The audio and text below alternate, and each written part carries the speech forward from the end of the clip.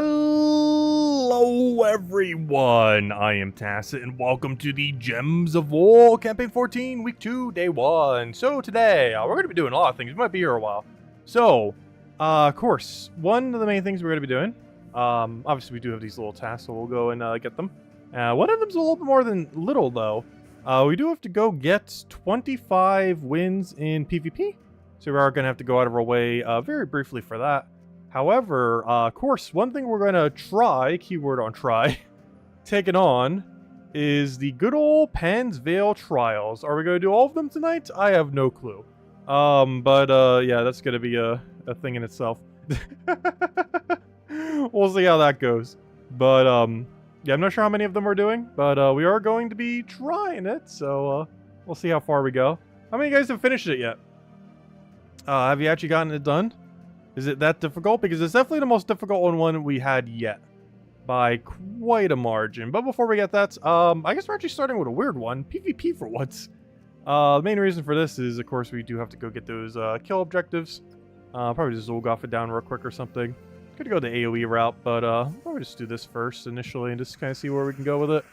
Right off the bat, we just take a bunch of mana for it, get Angry Mob, boom, boom, boom. And they all just get one-shotted. That is the game plan. Okay, we'll take that out. Don't you revive. Don't delay the inevitable. Make me have to bring out, like, Rowain build or something. If we had easy enough battles, I would. I believe you can do it on casual PvP too, but honestly, if we're gonna be forced to do PvP battles, might as well just do the normal ones. And just get done the 1.9k rating. And actually go and get it for once. Because that's something we generally, end up skipping on. Because I keep grabbing purple as if we need Thrall. We're actually not running Thrall build right now. Running the good old Angry Mob version. I keep grabbing purple as if we actually still need the color. Which, of course, in this particular circumstance, we do not.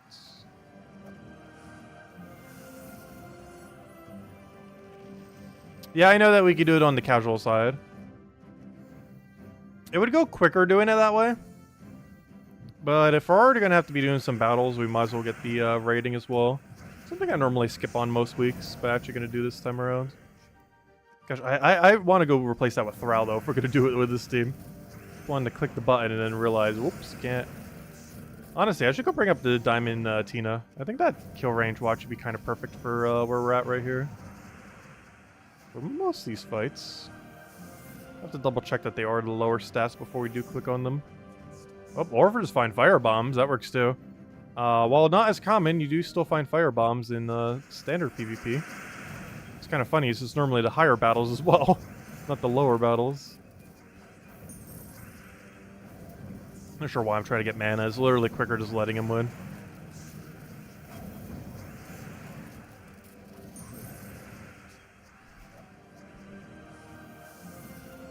Slowly but surely, we shall get 1.9k PvP rating again. It's been a long time since we have. Very long time. Yeah, like a battle like this. Where's my, my one-shot one? Because we can just bring this out. And he'll be dead. Let's take one of these, grab one of those. He already had full mana, I didn't even need to do that, and boom, dead. Easy as that. I get like 50 PvP rating every time. Alright, that's a bit bulkier. Yeah, you can't one-shot that. Also, what is that team? He's using Rogue Spider team. I have not seen Rogue Spider much since it's been nerfed into the grounds. But he still insists on using it.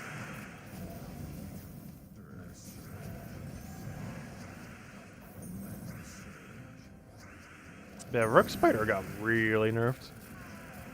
And now it's dead.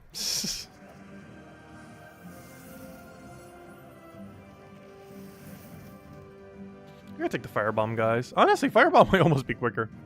At least compared to switching out our team. So you generally want to take Skulls, so they explode themselves. And just take whatever, so they keep exploding themselves. Yeah, that's pretty much the game plan. He'd even go for the Skull when he had the option to. This guy's basically dead just off of pokes. And down he goes.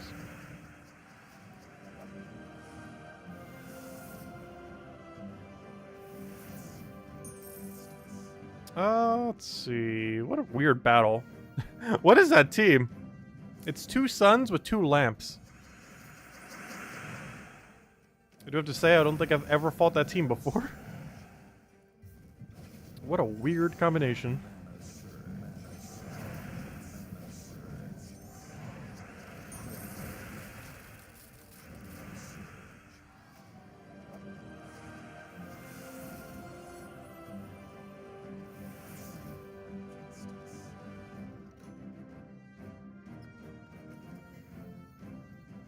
As I've not been keeping track of how many battles we've actually been doing. I'm gonna say we need like a dozen more. It's hard to keep track. Because some go so quick, the other ones go slightly slower. I want to say we're like halfway there. You can kind of tell by our PvP rating too. Honestly, once we hit 1.9k, we'll pretty much know we're there. That's gonna be the easiest way to tell. Is have we hit 1.9k yet? And if so, just check, because we should be there at 1.9k. Oh, he revived. I was like, wait, why is the battle not over? Whoops. Honestly, I have almost never seen that thing revive. It's a 20% chance, but compared to Inferno King's 25%, Inferno King has like a 90% chance to revive, and that thing has like a 5%. It is such a big difference how much 5% makes on its revival rate.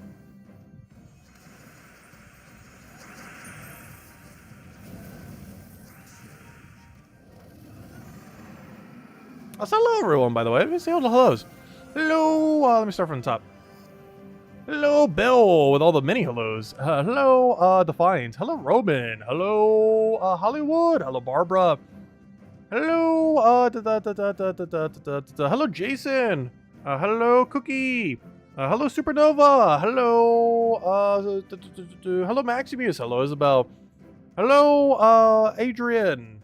Oh, it's morning for you. Oh gosh, yeah. The stream times can be weird sometimes with time zones. Hello, Lester. Hello, Roman. Hello, everyone else. Welcome, welcome, welcome. Okay, let's go. Keep getting our rating. Keep one-shotting these teams. Keep poking out the others. And see what we can get here. All right, right off the bat, let's take some mana. Oh wait, why did I not do Leprechaun? There we go. Plenty of green too. Might as well. Good old one shot. Gotta love the Diamantina. Because we're going for 1.9k rating. It's something you should actually do every single Monday immediately. Or, you know, before that day expires. That I generally don't bother doing, but, maybe we'll get back into doing it at some point. There's normally just so many other things to already do on Mondays. But now that's, you know, there's not as much time to spend on the objectives. Well, this time it's literally the objective. But given that we normally don't have to spend as much time on the objectives, could start kind of throwing them in. They give you a little bit more seals every single day, as well as, of course, the 46 glory keys, the couple hundred glory, all that kind of stuff. They add up to be a decent amount of loot there. Is that one-shottable? I don't feel like this is, but I'm going to see, just to kind of test the damage range here. Oh yeah, that's definitely not killing hero. It's not even close to killing that. I'm just going to take a bunch of mana because I already know I'm going to have to Leprechaun after anyways. Let's see. Is that enough damage? Probably not. No, especially... Oh! Wait, how did I even hit through... Oh! I was like, wait, how did I hit through barrier? The Leprechaun actually already removed the barrier, but didn't show it. It gets glitched out like that sometimes. Used to be an issue with quite a few board control mechanics. And there's still a couple instances of it within the game. Not as bad as it used to be, though. Where it, like, delays the explosion damage. There used to be a lot of glitches with it way back when. Not so many these days, but it does still happen occasionally. It's just a visual glitch, though. It's still all actually occurring.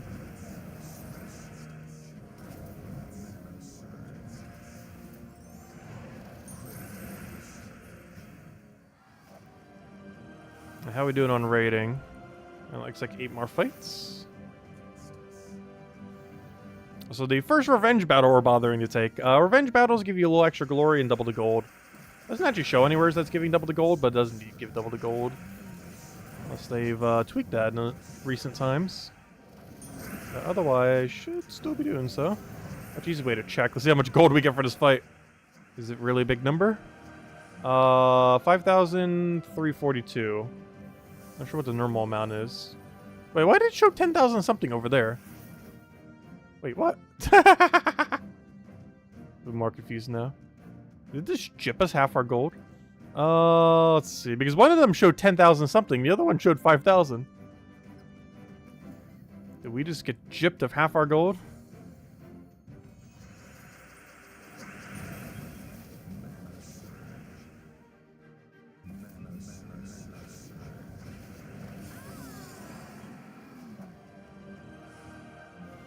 And that one only gave 1,000 something. But the other number was the same, though.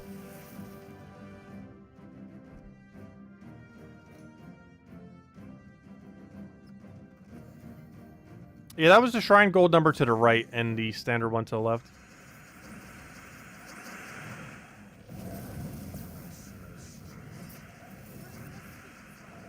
I said hello to Tyrion. Tyrion, I keep saying hello to you. You keep saying I don't say hello to you. Hello, Humberto. Welcome, welcome. Oh yeah, there's a lot of cards to catch up on if you've been gone for a year. Also, did he just infinite loop taught us of all things? Oh wait, actually, no, he didn't. Aha! He tried to, but he did not succeed. Let's see. Or explosion. Oh, he's still trying to. Alright, all I have to do is Zolgoth him and we win. Victory! Oh wait, he drained me at some point. No! Explode. Explode all the things. No, he's gonna loop us again! Come on, just let me drain. Come on, end your turn, end your turn, end your turn. End your turn, end your turn. He's not gonna let us. Yeah, we actually lost one. To infinite loop Todd. Oh, still winnable. Come on, extra turn somewheres. Go. No, come on, we had so much blue chance there. Wasn't enough. Oh, he passed his turn. What's our best chant? Go, Doom Gems, no. They can't be matched together. That's not a good opening here. Nope. He got us. Good old infinite loop. Alright, let's go back to one-shotting everything. Hello, Insane Gamer! Welcome, welcome. Have you been gone for about a year? I don't know, what's the most relevant thing that's happened in the last year now that I think about it? It's hard to think of off the top of my head.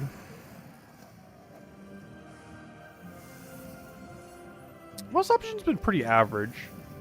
Like, there's been good options within that time, but nothing, like, game-breaking. Bane of Mercy from, like, a month ago was actually pretty cool, though. It was just an epic troop. But, it has 4 times Curse with Empower, which is pretty relevant for a couple things like Iron Gut. It even has an attacking for Iron Gut. It works good for anything that really needs Curse. Oh, that reminds me. I didn't bother mentioning Bane of Mercy for the, teams. We had a yellow-green restriction. I didn't even mention Bane of Mercy this morning. Well, it slipped my mind at the time. But Bane of Mercy is purple-yellow, and the restriction for tomorrow's faction is green-yellow. I didn't actually put a Bane of Mercy on the one team. Oh, so he just webbed us and auto-won against us, didn't they? I could play it out and wait until we get unwebbed. I have to wait a couple turns.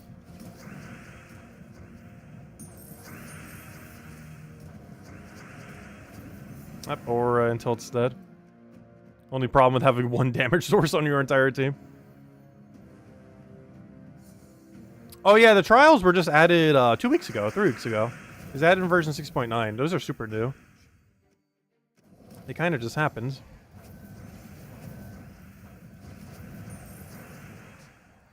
Because we've only had 3 trial weeks so far. And one of those was half a week.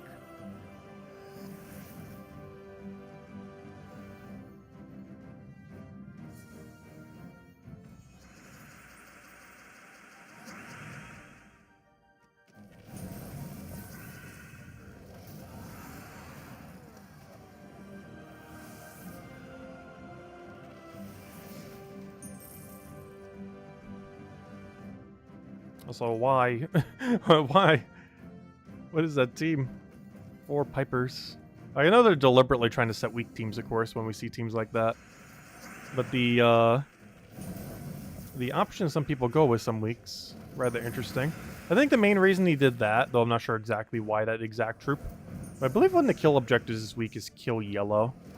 And that is technically 4 yellows. Oh, that was also why the double genie lamp double, that makes more sense now. Because I was thinking, like, why exactly 2 genie lamp to whatever it was called?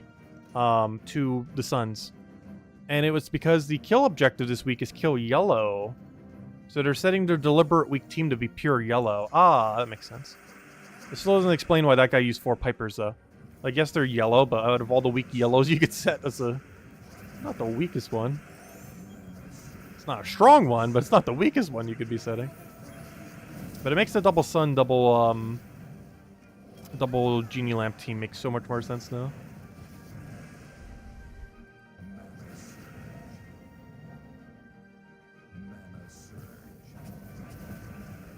As it's pretty much the meta bad defend team this week. Of maximizing on horribleness. Alright, one more fight and that should be 25 PvP battles. Assumably. If it's not, I'm not sure what's up with that. Also, hello Chris! Welcome, welcome.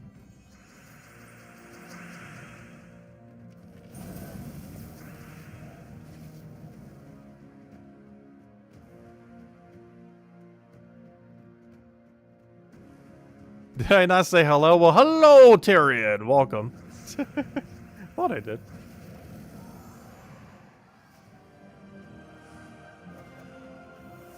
Oh, wait. Our star objective actually just triggered right there. Wow, that was convenient. That is exactly 1.9k rating.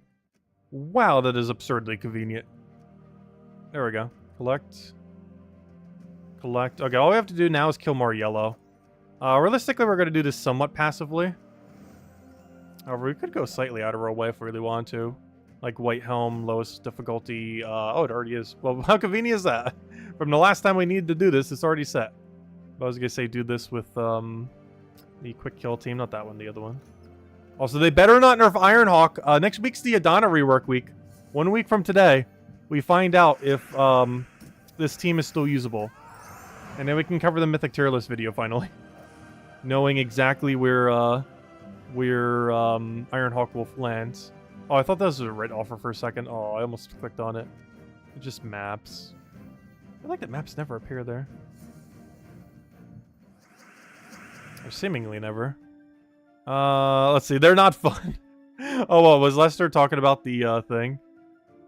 I don't know. Epic Trials are somewhat fun, though this week is going to be the most insufferable week ever for it. As we had one super easy week, one average week, which was last week, and this week is the hardest, wasn't the hardest in all of the game. Like, it's probably one of the top 5 hardest kingdoms as far as the battle for it. So, hello, Shelly! Welcome, welcome. Also, hello, George. Welcome, welcome.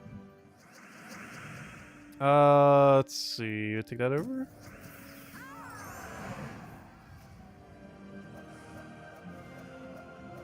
One week from today, you're opening a lot of event keys. Yeah, if Ironhawk doesn't get nerfed, it is like the week to open event keys. Because that will confirm if Ironhawk is ever getting nerfed. If it does not get nerfed next week, it is never getting nerfed ever in the history of this game. Next Monday is the final day it can ever get nerfed. Most likely. And if it doesn't, it is perpetually going to be the meta forever. Oh, why am I ignoring your plea? I saw your other comments. I'm not sure what the first comment was connected to it, though. Let's see.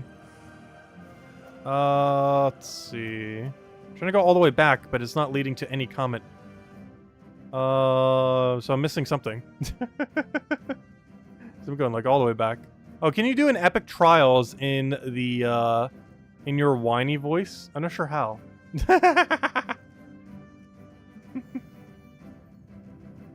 Oh, can I do your Epic Trials? Well, if you get the exact same RNG as us, just copy every move we do, and hopefully it'll get through. No, this one's going to be so luck-based. Like, if you thought last week was luck-based when we did it last Saturday, this week we're going to need at least 5 times more luck. How are we doing on yellow kills? Okay, we'll go for a little bit more. Obviously, we don't have to do all of it right now. We're passively going to get a couple of them. So a lot of things we're going to be doing here for are not going to give us that many yellow kills. That's why I'm trying to stock up on a little bit now. But yeah, this new task system still is quicker. Because it would take us about 25 minutes if we just kept doing this to get all the way to yellow kills. I mean, total. Because we've been going for 20 minutes so far.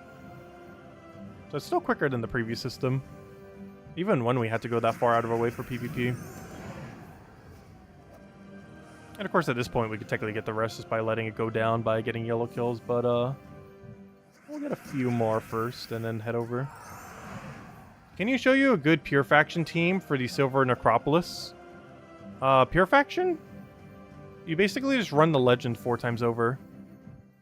I don't believe there was much strategy beyond just spamming the legend. It's one of those AoE kingdoms where you just kind of win by spamming AoE over and over again until you win. Actually, tomorrow's faction's actually pretty similar to that too.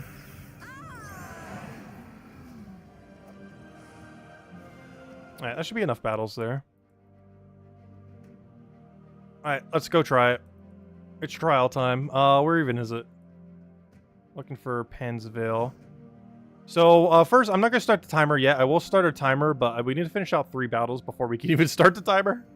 So, let me go prep the timer. But the timer is actually not going to start until we get in there. We got 3 battles to clear out first. Oh, wait, oops. That's funny. Instead of it opening the splitter for the timer, it actually ended up trying to change the name of the shortcut I have to open it. Whoops. Let's see how bad this is going to be. This isn't even the hard fight yet.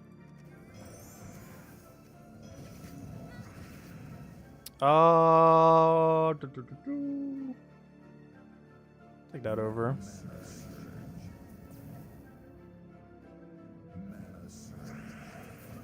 Alright, Finessa doing Finessa things.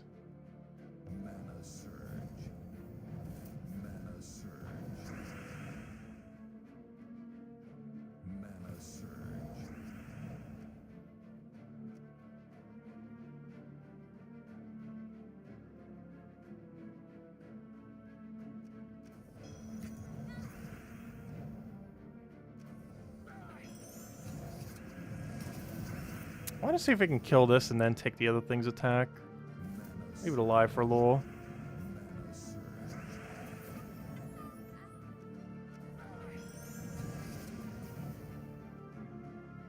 Luckily, at least this guy's gonna get kind of bulky.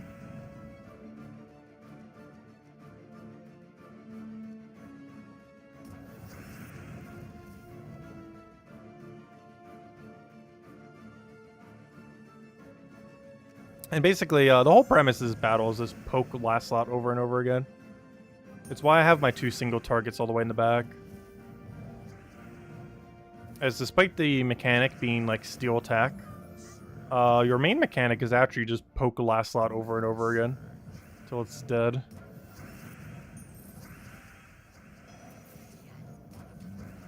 You just agile us, really. Oh, good old silent one. That's not gonna get annoying. It's not even worth having cleanse medals for it, though. Oh, that reminds me. I should be set to, I think I already am. 20% into 8 magic. Not sure if I'd want to drop the 20% for 4 extra magic, though. Because for how many times we're going to have to cast, it's realistically going to give us a lot of value. But being able to cast our attack reductions a little bit quicker could actually be more beneficial. You know, we're just going to reduce that thing's attack. And we're going to do that to go all the way there, too. Such a strange fight. Oh, so where did we pick up barrier from? Am I missing something? Where on earth did we get barrier? Oh yeah, barrier all wild folk allies. I kind of forgot about that. Wait. I kind of forgot about that when reading his ability earlier. That does allow us to tank a little bit. Though it's not helping us much. You know what? That might be enough to kind of push it over. Definitely gonna have to abuse that like crazy. The problem is when they start doing damage a lot more often, that's not really gonna do anything. But It's still going to be a great way to mitigate it. Once our stats start to get lower than theirs. The problem is it doesn't actually help us win any quicker, though. Because when I read that earlier, I thought he just buried himself. It's actually all allies. Well, all wild folk, which is all allies at this point. Vanessa's still such a threat, though. Oh, so did he really just get Savasi'd earlier when he was still alive? We don't have any over there. Looks like he hit us twice on the two most relevant things on our team. The two front lines.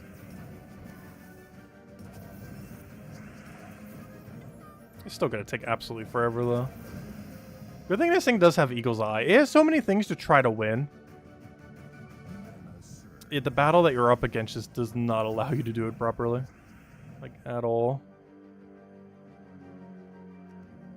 It's actually lethal, so we'll go for it. Why not? I reduced it to 0 attack if I really wanted to. I'm actually going to, and I'm not going to do it with her ability just so we can feed green into the other thing a little bit easier. Since we'd block it on green if we did it otherwise. Oh, this ultimately shouldn't be that bad. Like, it's going to be bad. But, I think this is definitely really doable. It's just going to take forever. We're not even at the hard part yet. We technically haven't even started these yet. We're still at the earlier battle. We're at the easy battle right now. We're not even at the battle that starts the 5 trials yet.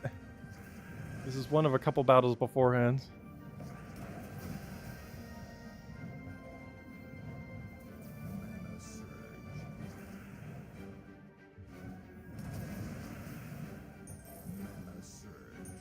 I think the biggest issue is the lack of getting damage sometimes. Because we're so dependent on skulls, especially when we get silence. And there's just long periods of absolutely no skulls whatsoever. Which is kind of problematic if we can only use skulls. And what's even worse is this team has no way to create skulls. Unlike last week where we had like 1,000 ways to create skulls. This time is none. Like absolute none. Like truly none.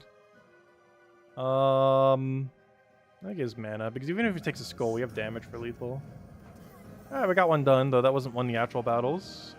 I just realized, my timer's being blocked by the other icon thingy. I can move that, there we go. Good old fresh timer, because we're not getting any orbs this stream, most likely. Alright, 2 more battles, and we can actually start the battles. Oh gosh, that's not a good sign, if that's the point we're already at right now. We'll take that over.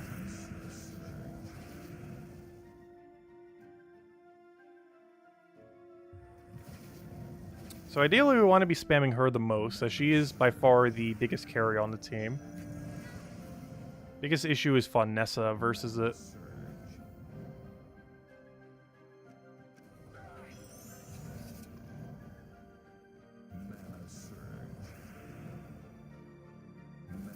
He denied all of our mana options. Gonna give it a skull. It's not that much damage.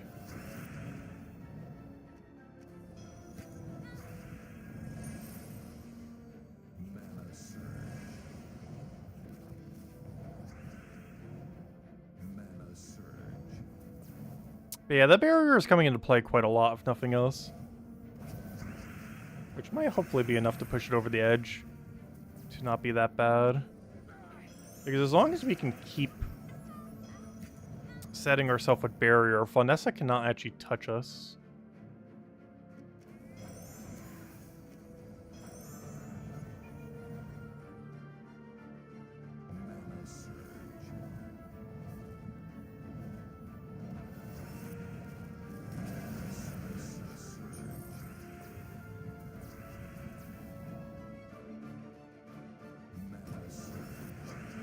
Good. Vanessa keeps targeting not our first slot too, which is great. Also, please don't hit death marks. Honestly, that might be the worst part about this fight. Is they probably get way more value from death marks than we do, because we don't really have a proper way to destroy them. Whereas the enemy does. It's unlikely they'll hit them, but, you know, it does have a mechanic for it.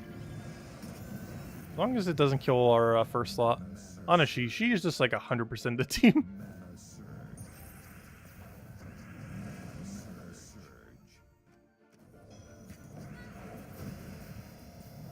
Biggest issue is playing the skull lottery. How many turns you have to go by to get even a singular skull poke. Come on, even when you leave skulls on the board, you can't even take skulls. There we go.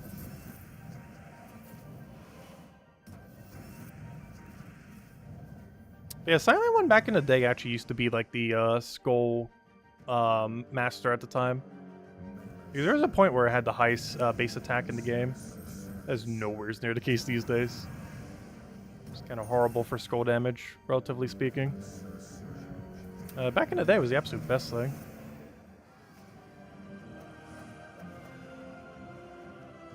A slap fight's incoming. Alright, this is the final fight until we actually get into the fights. Alright, just double checking. Yeah, this is our final normal fight. Now we can start the star fight and start up the timer and see how long it takes. Oh yeah, should we go make a prediction poll? Oh no, I would say it would take about an hour and 15 minutes. If I had to guess a random time right now. Can you use a Palooza to finish them all off really fast? Yes. However, it wastes one Palooza. But yes, if you wanted to cheese it, I believe it is still possible to Palooza them all down. That might be worthwhile for some people. But it does cost you one whole Palooza to do so. Which is not cheap. Given that by default you're wasting at least like 15 plus Vault keys, if not more.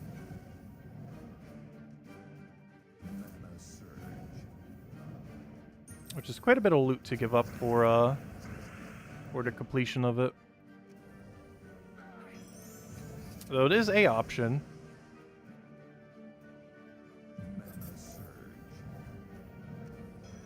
Because at that point all you have to do is just let them run away. And you win. You know what if I try applying my damage from the front?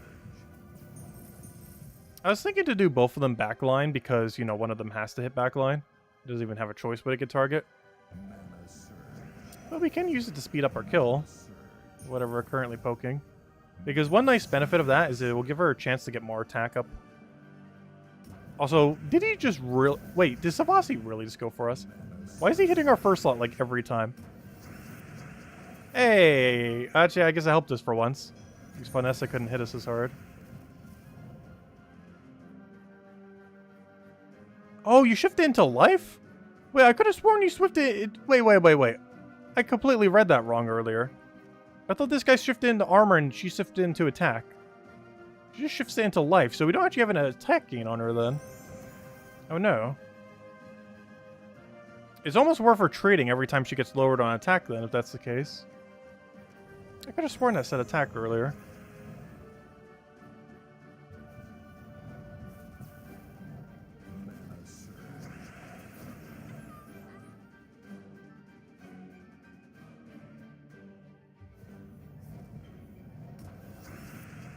Yeah, I think we might actually have to do that.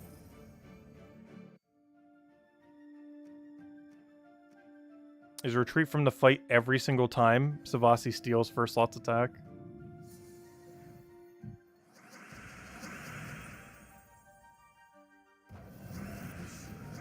Because otherwise we have way too low value. I might even start running it with seasons. You know what? Let's go bring out seasons too.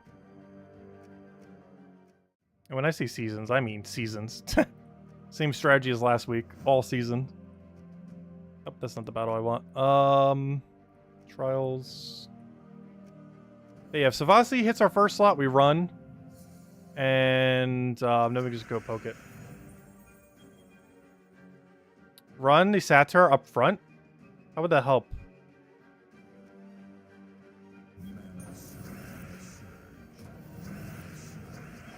Because he steals attack randomly.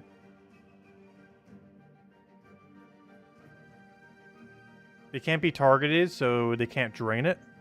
Steal attack from an enemy. So you can choose any. I'm not sure what you mean by that. Unless it just... How would that help, though? I'm confused as to how that would help. Because none of them try to hit it in any way. Or, you know, they have targetable stuff.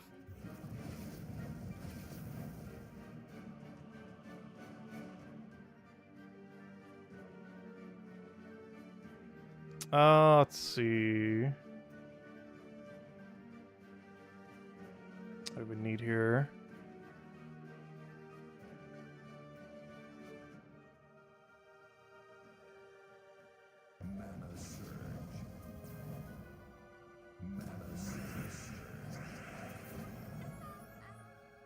Use them as a meat shield. We could to build up durability and get their attack down. I just figured it'd be easier just to rush them down. That's from the start, though.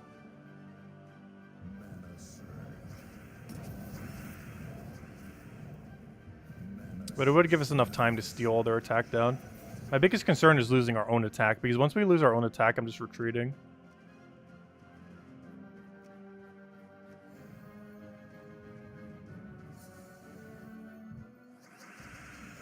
Oh, you mean keeping Satyr in first slot so he just never gets targeted for the attack reduction? But he doesn't have Hunter's Mark, though. Because we're doing twice as much damage with this guy. Yes, he can't lose attack because he can't be targeted. But he's already doing half attack. So he's pretty much already hit by a Savasi before he even starts, though. Because he doesn't have the Hunter's Mark. None of them do. So it's already down like one whole Savasi from the start. Like, obviously, if it gets double Savasi'd, or she does, then it'd be quite a bit worse. I guess that single Savasi would kind of become that value, too, now that we're starting to get high enough.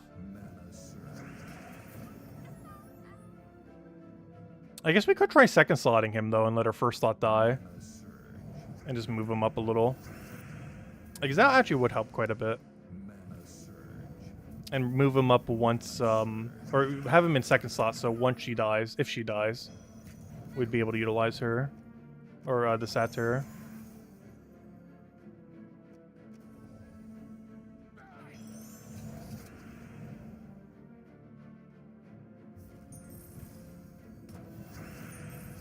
It really just comes down to getting past this thing with RNG. Alright, we'll go put that thing in second slot. There we go. That way we have the damage pressure up front. And if we need to, we can then shift downwards and let our first slot deliberately die. So we basically have her there solely for the purpose of damage pressuring early on. And then once she dies, like, we're basically doing a race on what can happen first. Does she kill Savasi or does Savasi hit her? And depending on what happens is what we do after. If Savasi hits her, we then let it die and have Satyr do its thing. And then we can kind of just go from there. Let's see.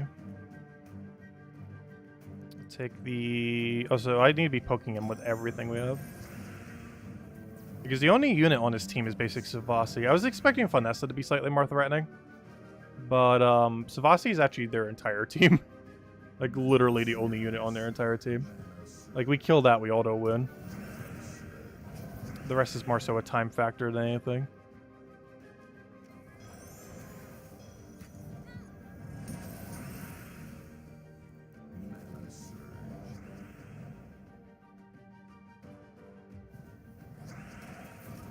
Come on, one more hit. I just need one more hit before it casts on it. I don't have any... Oh, wait, I do have something. No, that's not an attack. I can just don't hit it, don't hit it, don't hit it, don't hit it. No! We lost the race. We're still gonna win the battle, but we lost the race of killing Savasi before it does a reduction.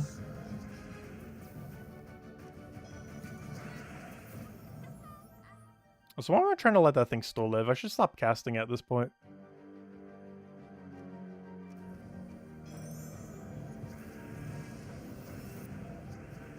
I'm pretty sure we still win. This is going to be a very slow win. I think she did get hit there. She's still hitting for pretty good, though. She's hitting 66. Which is still less than everything else. It's not that much less.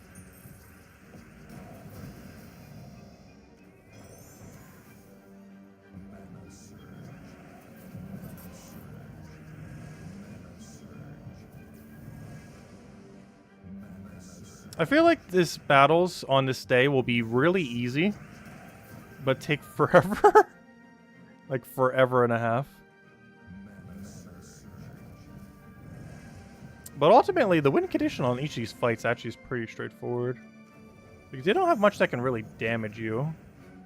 But you also don't have much that can damage them. Like, at all. It's basically just a very slow chip. Over hundreds of turns. 5 times over. I need this thing to, like, actively die. And it refuses to.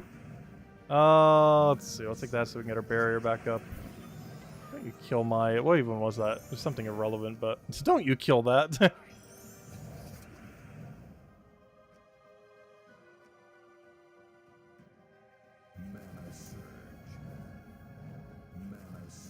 Oh, that was my damage source. Oh no!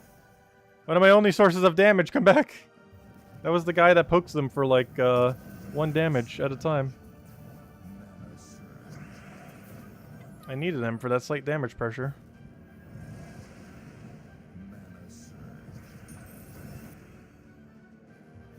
I think the worst part is how much life that thing actually gains is so absurd. Like, look, they're almost at 1,000 attack. Yeah, Vanessa is still the threat. But her threat isn't that she's gonna win, as I always thought before. Her actual threat is making it take forever. Because she's not really helping win. She's just delaying the loss. Like, look at this. He's about to get 1,000 HP. We're literally gonna have to kill, like 3 1,000 HP units by the time we kill out Salvati Mora in the final fight. Like, we're probably not going to lose to it, but gosh, will that be a long fight. Like, we have to reset. Once we get to the later fights, we're resetting every time she loses attack. I almost want to put Satyr in first slot. Not because he has Stealthy for immune to the attack from the targetable one, but so he can die as quickly as possible. Just so... Oh, then again, no, that wouldn't actually do anything. Because I was going to be like, just so there's less things that I could target, but it's still going to be 3 targets regardless. Even if he's dead, there's still 3 targets. So yeah, there's no way to make it any less likely. Because you can't replace him with a non-stealthy unless you have him untraded. Because if there was a way, I would actually disable his stealthy trait. This battle would be easier if he didn't have stealthy. His stealthy actually gets in the way of winning the battle quickly. Because the most ideal strategy is use her in first, kill everything with her, and then you win. But to do that, you have to kill Savasi before he attack steals you. And it would be more likely that he wouldn't if this didn't have stealthy. Because it brings it from a 1 in 4 to a 1 in 3. So there's a decently high chance that it'll actually land it.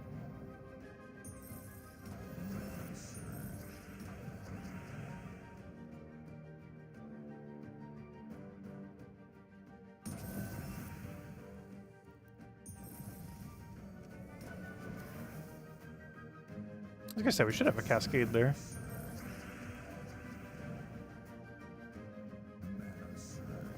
But yeah, this might take a while.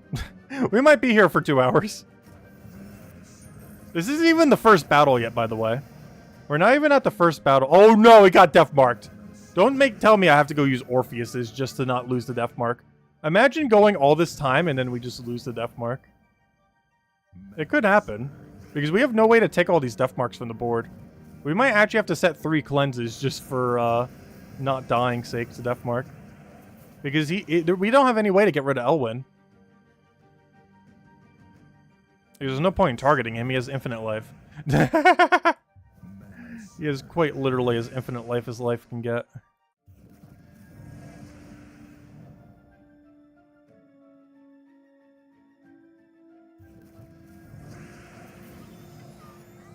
Also, gotta be careful. He actually just killed my final barrier option.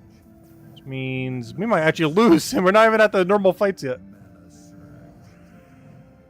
Yeah, I think we're just gonna keep doing that strategy. The strategy of, restart the fight any second she gets, drained on attack. And just rinse and repeat until we have a timeline where she does not get drained. Because that is realistically the only way we're gonna go through this. Go all in on seasons, go all in on damage, reset literally anytime Savasi even touches her. Rinse, repeat till win. That is the game plan. So we gotta deny green and red. So all that we should be taking on these first turns are green and red. Literally nothing else. If we see a green or red, take green or red. Skull higher priority though. But any green or red, just take it immediately, regardless of our need for the actual mana. It's way too high priority to deny him of it.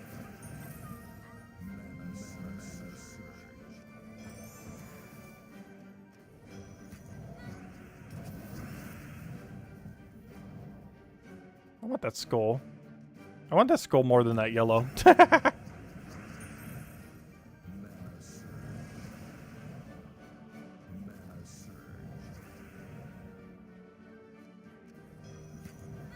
No, he found a way to still get red.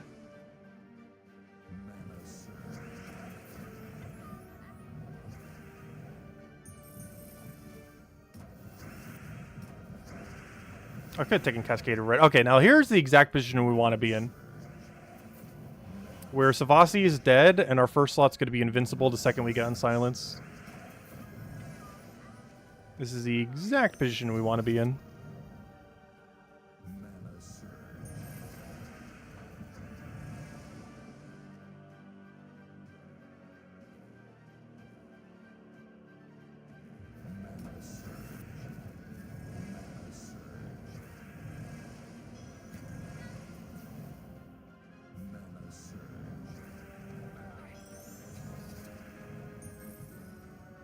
But that's basically the whole strategy then. Do that for all the fights and then we win. If we need backup, we have the Satyr behind her.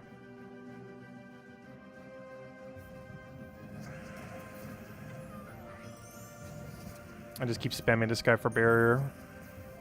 Once we reach phase 2 of the fight. Phase 2 being when Sylvanie Mora dies.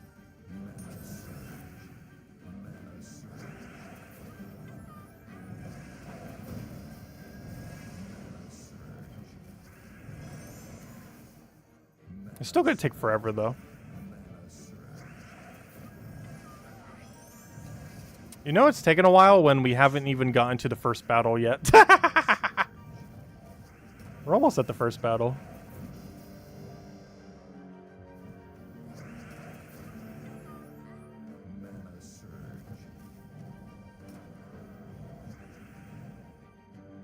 Also, we gotta make sure she doesn't die. Luckily, he doesn't have too many ways to do damage to us, but still.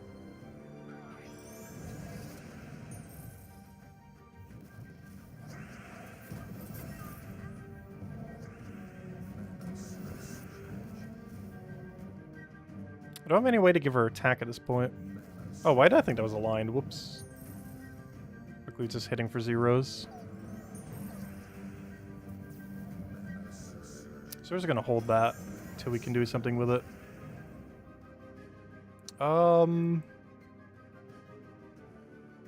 Gosh, Silent One's gonna keep being really annoying, isn't it? Oh no! It did this. It did the Skull Destroy beforehand. That's not good. In all fairness, we still have a decent amount of attack. We're just dealing half as much damage now. Like everything else is still there. Just our damage output's half as much now.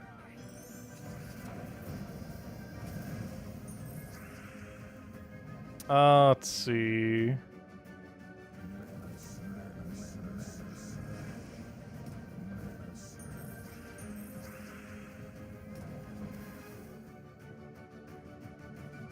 But luckily we have both of our damage sources now that do damage per cast. We don't have that much damage on them, but there's still damage pressure. Because we have Satyr doing damage and we have the Copernicus doing damage. So they'll slowly just keep chipping over time. Keyword on the slowly.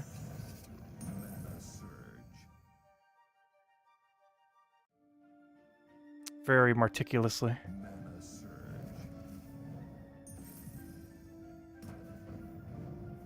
Oh, why did I not take that red? Whoops.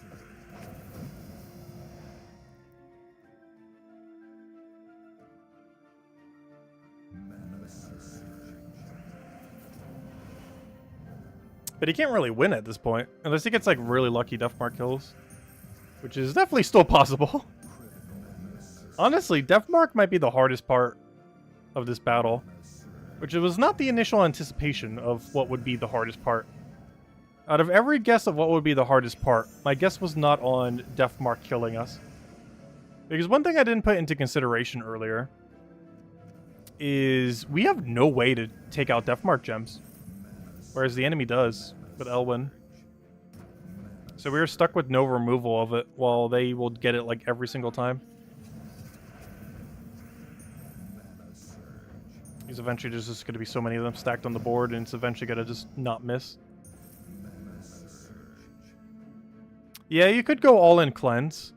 That would go slower, but it would make sure you would never need to reset a battle. You'd have 16 less damage per hit. Assuming you're using her in first slot. Oh, I had to do that. I already could have gone free hit. But it ensures you don't get stalemated. But honestly, how much worse can their durability really get? Because they're going to be reaching 1,000 HP every time. So that's only just slightly more armor each time. So realistically, they're not actually getting that tankier over time. For the most part. It's because of how stats end up capping out.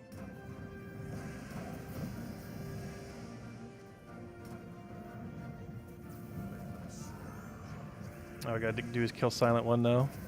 And then we get to start the battles! And see how long it takes. Starting from the very first battle.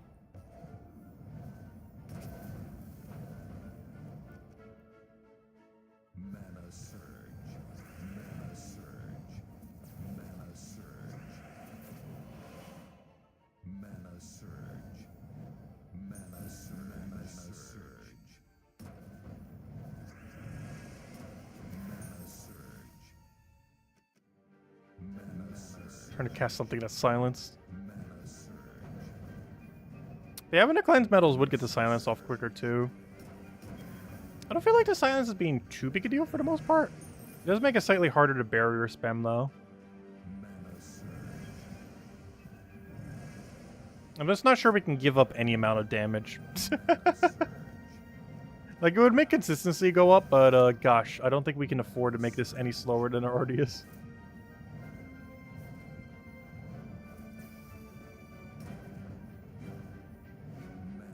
I was hoping you wouldn't grab it.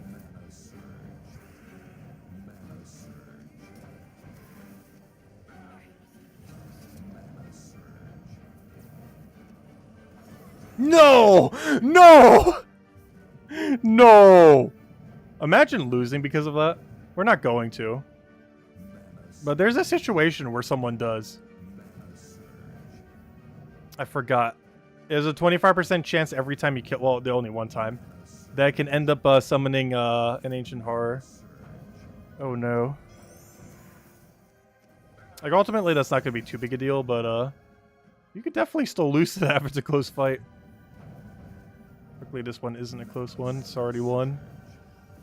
If you'd ever decide to die.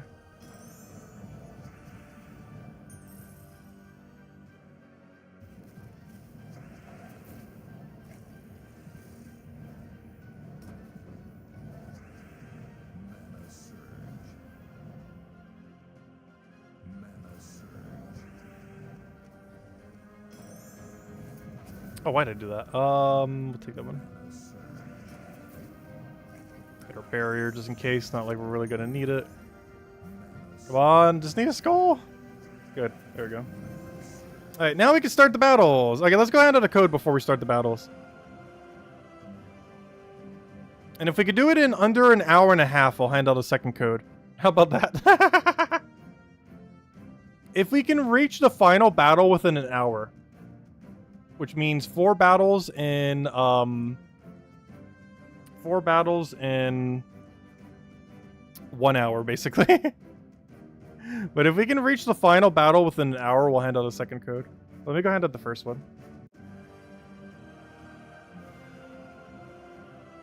Rip the second code. I don't know, we'll see.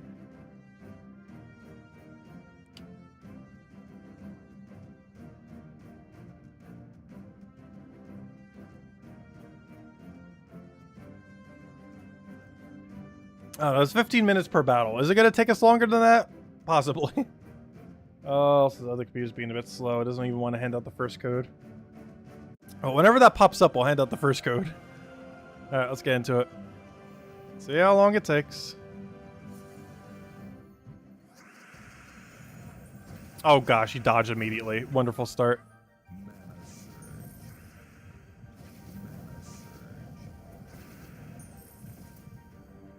So even though she doesn't gain attack, you still want to cast her as many times as possible early on. Just to get up her bulk. Though so far they're just like only targeting her, which is not ideal.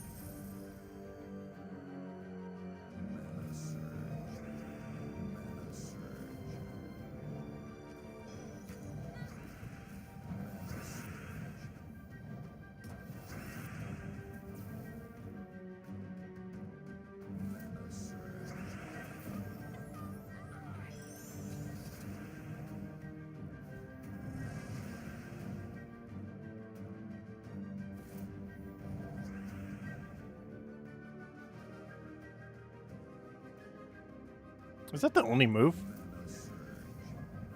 Sure felt like it there.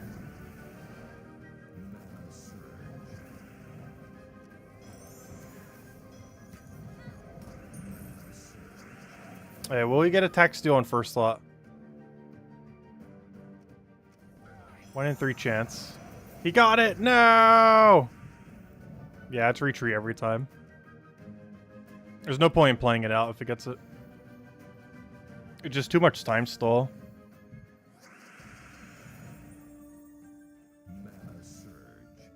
It's gonna be way quicker just resetting every time that happens.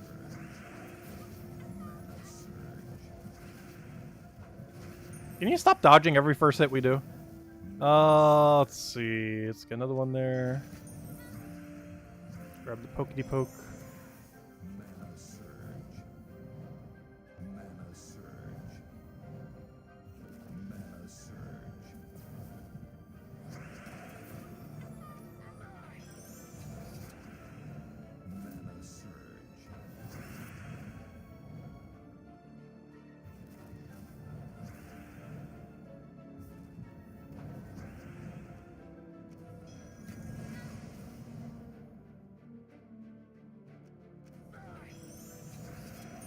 Yep, gotta restart again. Is that the reason why we need seasons too? To try to speed it up quick enough that we actually can kill it before it does? It's already hard enough to do it with it. Without it, it would be near impossible.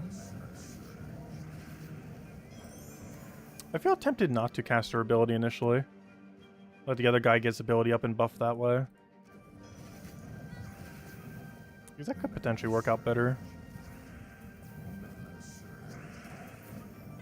So Vanessa, we actually don't care what she's doing initially. We're mostly just looking at what our Nerf Savasi's doing. Denying every green and red. And hit it with a very lucky amount of billions of skulls.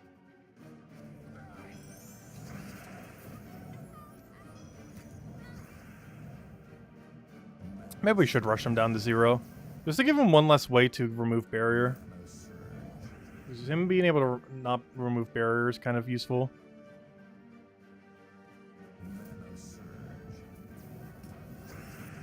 Oh, he's almost half dead, though hard to tell with Vanessa constantly doing her thing. I don't know, should I be blocking Vanessa mana? It's kind of hard to block that many things manas. Too many manas to block in every which direction.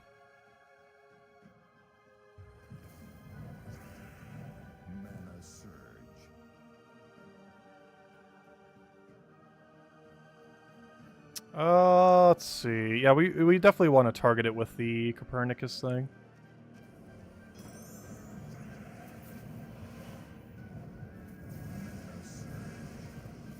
Hey, is he gonna hit first slot? He didn't. Okay, we're clear now. Now we just have to hit him a billion times before Vanessa fully heals it again.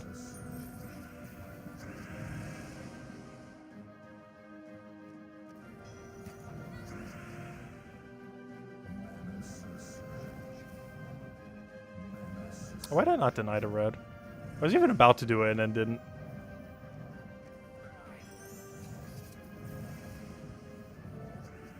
He's denying red's highest priority every turn.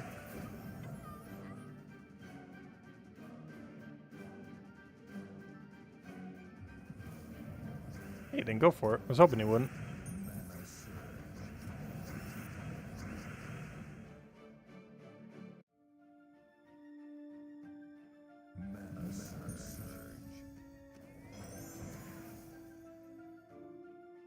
Yeah, we're almost through the barrier on that. Or the score reduction, I mean. He's not in kill range yet.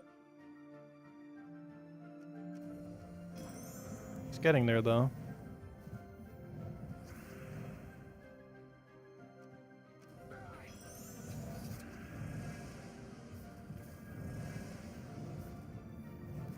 Ah, gosh, round 2. Will he get it?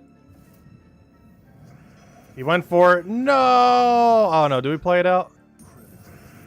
He's honestly dead enough where we might still be able to get away with this. Because our second slot could just carry it from there. I still have to kill him before he, Actually, at this point, it's mostly just setting up the mark for it. Which means we'll just have, like, a single Satyr at that point. That is one way to play it. We could do the Satyr and put it in a nice location. And then just have it just win ever so slowly. I still feel like trying to rush down this thing is still very beneficial, though.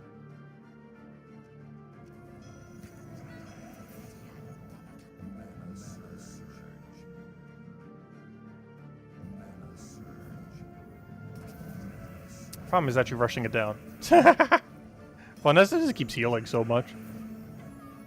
Yeah, I would say Funessa is still the biggest threat. Everything's a big threat in a weird way.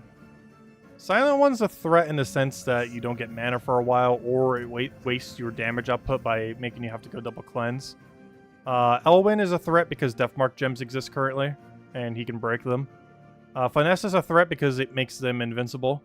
And Savasti is a threat because it lowers your win condition. Unless you want to use Satyr the entire time with its stealthy thing. Which you could do, but you're already down by half damage at the start. Compared to getting lucky with her. But of course you'd have to get lucky for a very long time for that to actually work. Yeah, this is going to be a really annoying one. I think the biggest issue is basically what we said before. Where if we get drained by him, we just auto-reset every time. Regardless of how far we are in. So we are currently 7 minutes in and have made no progress. Oh yeah, I didn't hand out that code yet. Let me go do that. First code. But yeah, we're not finishing them all tonight. I have a feeling we're not finishing them all tonight. For our sanity, I'm not sure if we're even going to do more than one per night. Realistically at this point. We will do one per night for sure, though, or try to.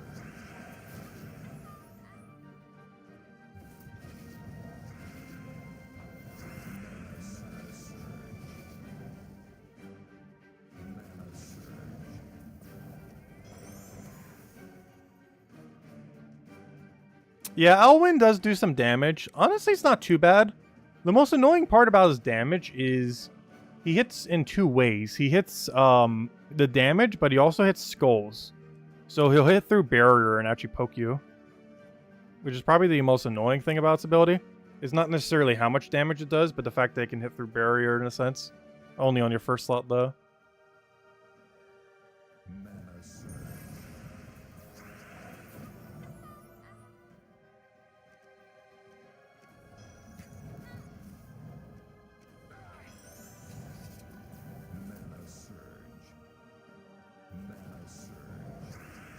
Though there is technically a way we can take Deathmark gems, but the amount of setup for it is near impossible.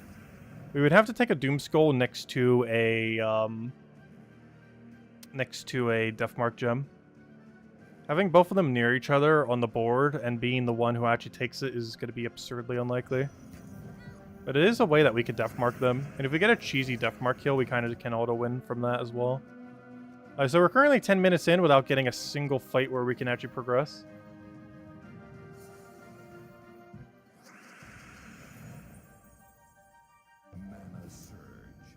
Yeah, we could try the very slow satire method, where we just keep poking with 85 damage over and over and over and over again.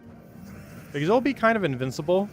My concern with that is, can it outspeed Finesse's heal? Because you have to deal with 20% dodge, and Finesse's heal, and 33% score reduction, but only 85 damage per hit, instead of 178. Because we'd be going from 178 to 85, not counting his mitigation. Which is quite a bit less damage. Which actually more than half less. It's like 50-something% less damage if we switch them. But he is immune to Savasi poking him. But you're also by default doing like 55% less damage. And we're already going too slow with this much damage, instead of having half as much. We really just need a really lucky start where we get a lot of skulls back to back to back. It's pretty much the main thing we're banking at this point on. Just get a billion skulls.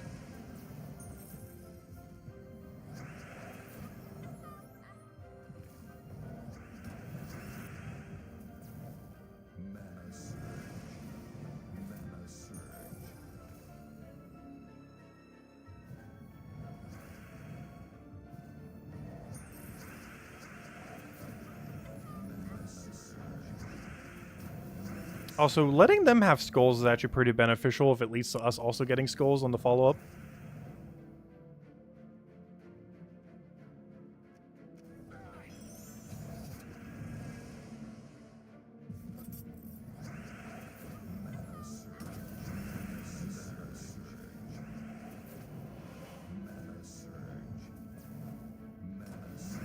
That was a really lucky triple skull from Sky. Okay, I just need 2 more skulls and we win.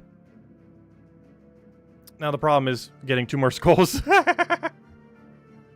What's our highest chance of getting skulls without giving him green or red? Well, first I gotta deny him a green, which does unfortunately give him a skull. But we somehow have to double skull him before he gets a single green or a red. Which is very unlikely given that he's about to get a red. Oh, come on, we got so close. There's a chance he misses. No! Oh, that was the closest we got yet. He was like 11 HP. We were 11 damage off of winning. Oh, that was so close. Be 11 damage more and we would have won.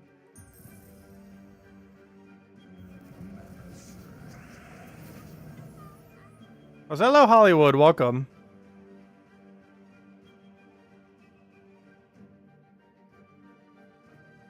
Let's see. Target Vanessa first?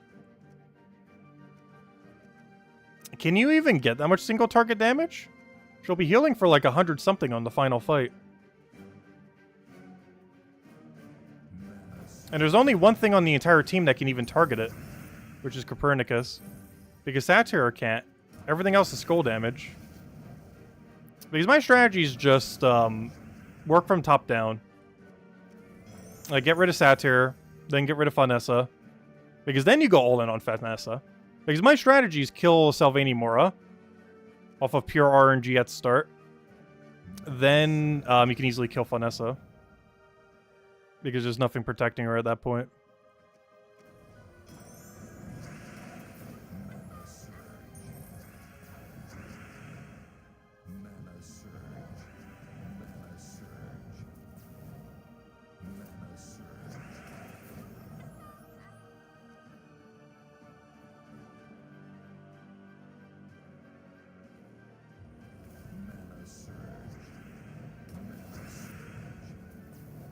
We're almost there. He does have a green over there, so we do have to deny it.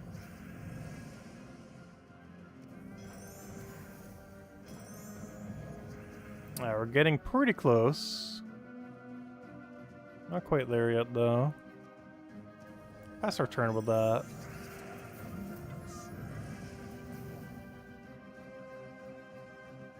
I need to keep passing my turn. Let's see. Yeah, I do need to pass my turn. Because I need to give him, or make him give us a skull. Oh, no, I didn't see top right move. No, he had a safe move. I have to take that then. Which is unfortunate. That might actually given him the mana he needed.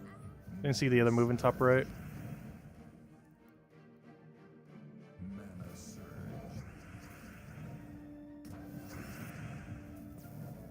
We're gonna have to take this red. Oh wait, we might not have to actually, never mind. We will have to take the green though. Vanessa, stop casting. Oh, at least we get a skull here. So that still works out. Alright, let's see what it targets here. No, Agile! No, he got us. We just need a quicker start.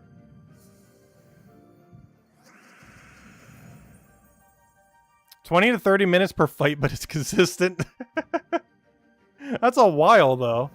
Like, we're not even 15 minutes in trying this method. And if it works even once, it will die within, like, 5 minutes afterwards. The problem is just getting past that initial point. Because the second Sylvanie Mora dies, we auto-win. Like, if she has max damage and Sylvanie Mora is dead, it's already over. The problem is getting there. But the battle ends in like 5 minutes after that.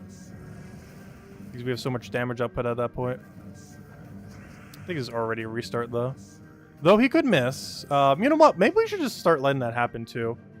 Go all in on damage. Don't even care if Sylvanie Mora gets mana. And just hope his first cast doesn't hit our first slot. Because as long as he fails his first cast, we're kind of just good to go. Because that's a whole turn he's wasting doing nothing. If he's just stealing attack from something that isn't our first slot.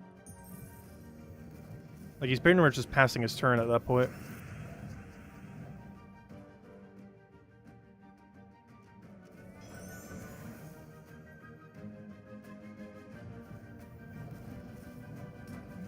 Oh, don't agile. That's the other issue, too. You can just agile 1,000 times in a row.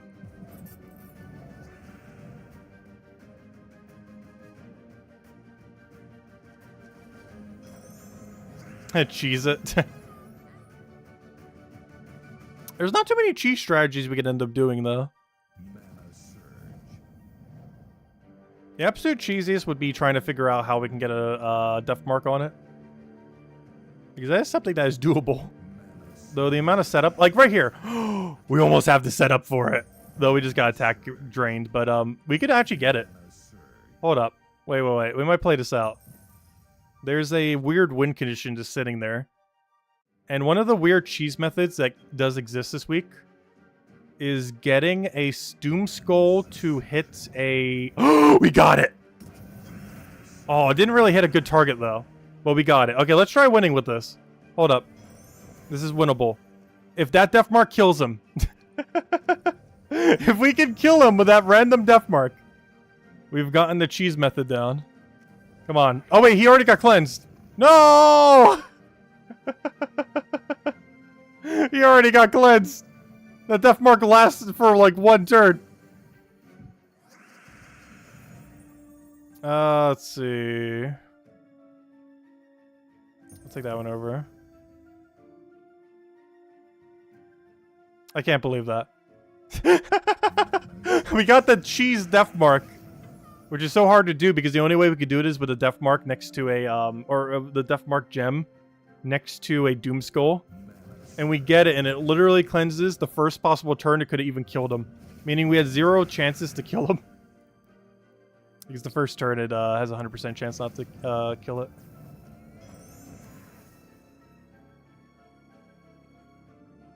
Alright, let's see. Take that one.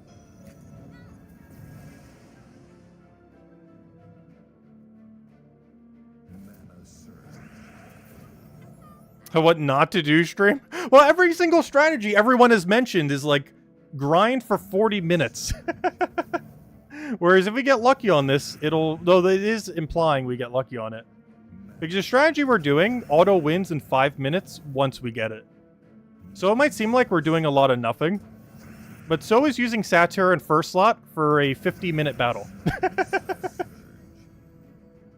Let's see. Like, if this guy just dies, we auto win. The problem is killing him. But once he's dead, it's over. I almost want to take double purple here. Just so he doesn't get it.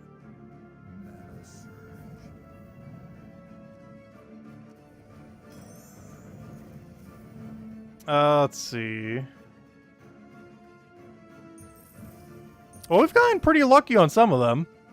It just didn't do the last little poke we needed. Let's see.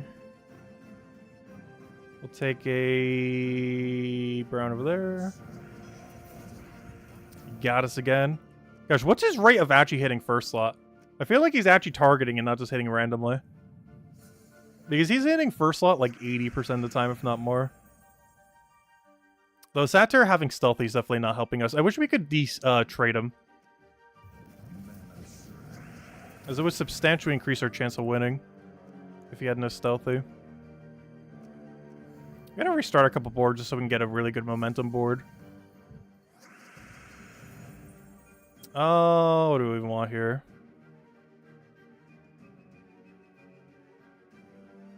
I'm gonna restart a couple times. I'm gonna restart spam until we get a good opener.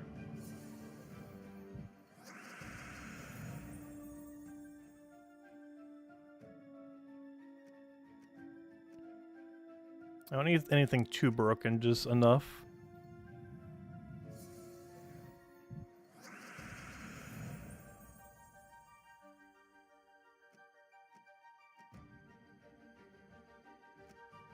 I know we could try it both ways. I know, we're only on the first battle. Alright, we got a lot of skulls on this one. We can make this work. Not if he agiles every time, though. The Agile Wars.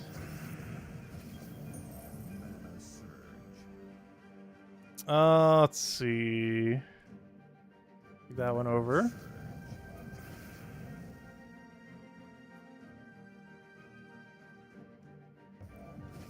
Let him grab that. We can take brown red. That does give us skull too. Skulls us back. First thought, stop trying to die. We need you to not die.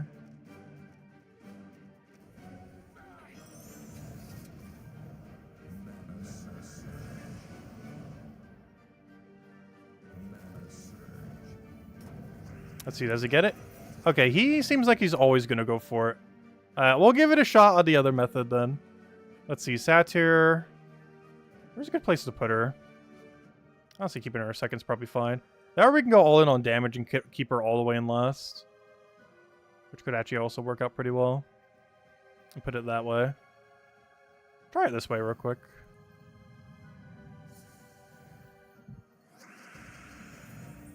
Alright, let's go do the slow method. Let's see how long this takes. We're starting at 23 minutes. Let's see how long it takes us to win a battle with the guarantee auto win. Because there's a lot on this team to make sure we never lose. But this is going to take absolutely forever. Because we're starting with no damage source. Let's see.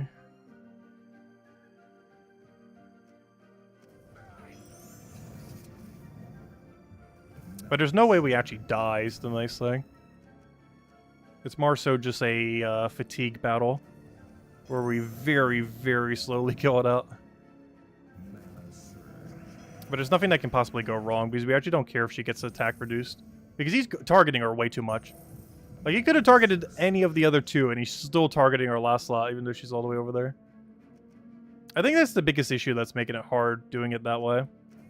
Is he just way over prioritizes hitting her for some reason. And I'm not sure why. Like, she's literally in last slot, and he's still focused targeting her. She's not in. She's literally in like the exact opposite location where she could even be a threat, and is still prioritizing hitting her. Because if it was a 1 in 3 chance, that would work. But the problem is he has like a 90-something% chance of actually draining her, which makes it kind of uneven. Let's see.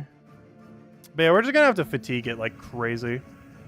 Which means to do all battles will take like 2.5 to 3 hours if we do this method. Because this is why I was trying to avoid this method.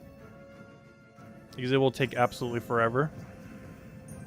But yeah, we're just gonna have to do it this way.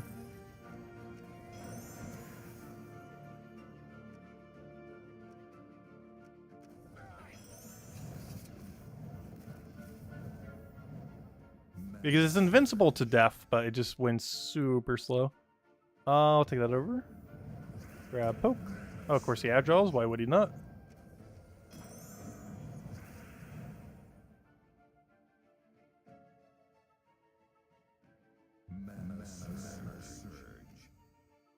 Oh, that's funny. We have 69 damage.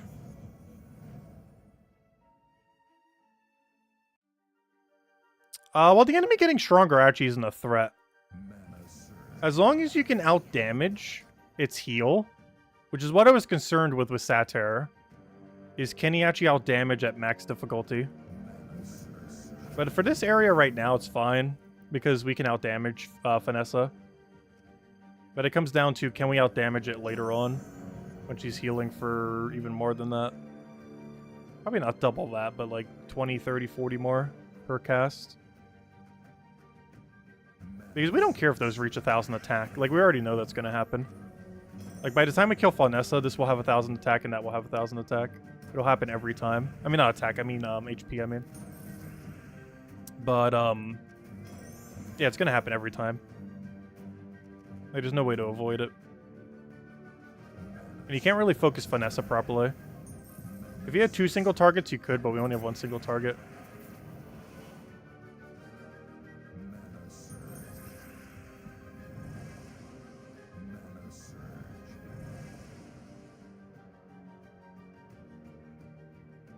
That can't be the only move, really.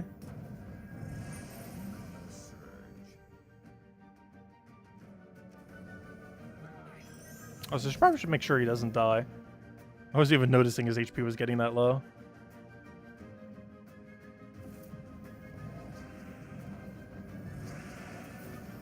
Because, what's his name can actually kill it. But is it really that big a deal if it does? Well, I guess it does matter. Because our second slot is attack reduced. So we actually do want to keep it alive if we can.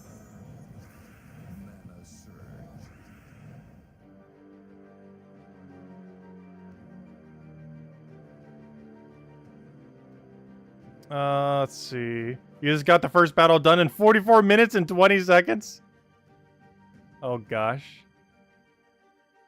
Honestly, we're almost going to be at that rate. Because realistically, why they get this stun will be like 35-ish minute. My biggest concern right now is I actually let first slot take slightly too much damage. He could actually die. Kind of forgot he's not fully invincible.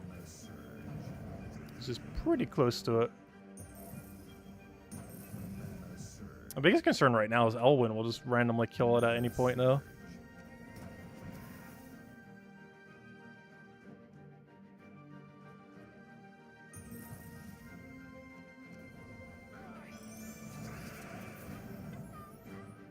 Oh, so one thing that's kind of funny, Silent One's almost dead already.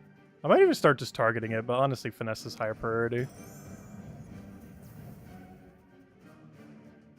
Though we could kill it after Finesse if we wanted to.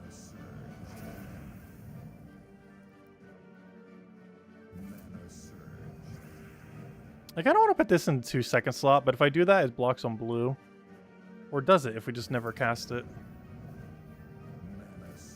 Because I might switch those two's position.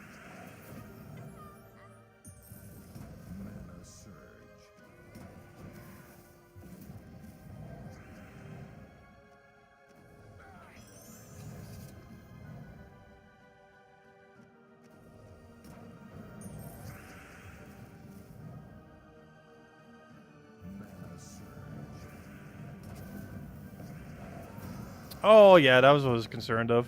The whole Elwyn thing. Wait, did we actually lose this one? We technically did.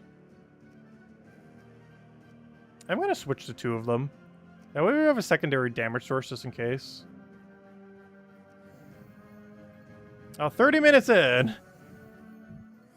We got to make sure he doesn't take as much damage early on.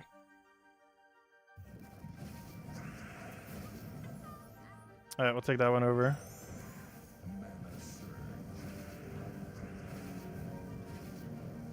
Let's see. Yeah, we need to get our mana up, but just never touch it. Just so she's not blocking the other damage source. Let's see, we start at the 30-minute mark.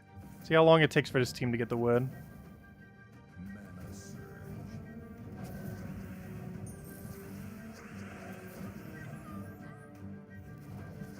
Alright, we need to go get the barrier thing so we can keep his durability as high as possible.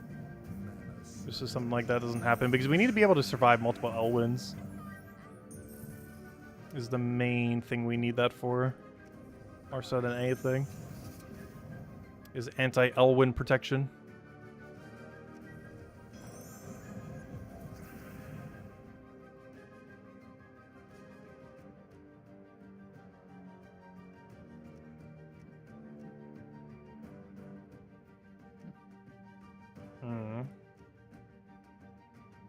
Alright, let's take the blue. We need to keep poking it with the Copernicus. Oh, so I can stop doing Satyr technically once we've broken Lancelot's armor.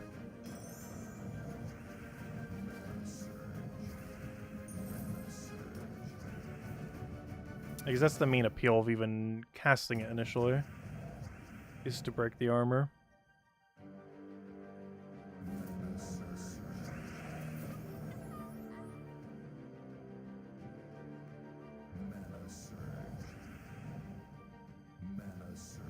He didn't go for the skull, he just took it in the other direction.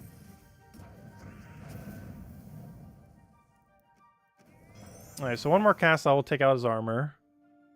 Oh yeah, it has that little extra armor still. I almost forgot that's even a mechanic on it, gosh. And technically, he's getting more magic from that too. Which is a mechanic I never thought would be useful. Gaining 2 magic. Only if they have armor. It's such a weird mechanic, but honestly, it's actually giving us some damage output. Not something I would expect to be as a needed mechanic, but actually getting a little value there. Oh, so one other interesting thing. He is not... Oh, no, yes, he has. Why does he prioritize stealing this thing's attack so much? I was looking at my last slot thinking that was her for a second because that's where she was earlier. But yeah, he has such high priority in stealing this thing's attack. I'm not sure why. It makes little sense. But he keeps stealing this one, then this one's. And then assumably that one's, because it's the only thing left they can target that's a different target. But almost every time now he focuses taking that one first. It's such a weird ratio. Well, Orpheus is for 2 reasons if you want to run it. It's to get rid of Silence, and it's to get rid of Deathmark. Honestly, I feel like it's almost more useful for Deathmark. You can sometimes just auto-lose to that if you've dropped Barrier. But I'm running currently with Seasons for the Skull Pressure. We could go down the Magic route. That is one I haven't done yet. It would definitely help Satyr a lot. Not Satyr, I mean Copernicus. Because Satyr's role doesn't really benefit much from having 8 magic or 4 magic. But Satyr's, or not Satyr's, the Copernicus's does. I just don't feel like we're casting him enough relative to how many skulls we're taking. Because really the whole thing between Seasons and magic, or, you know, niches, it really comes down to how many times are we going to cast it. And I feel like ultimately we are casting, or we're hitting skulls more than we're casting abilities. As far as ratio between the two. Which is why I opted for the skull damage.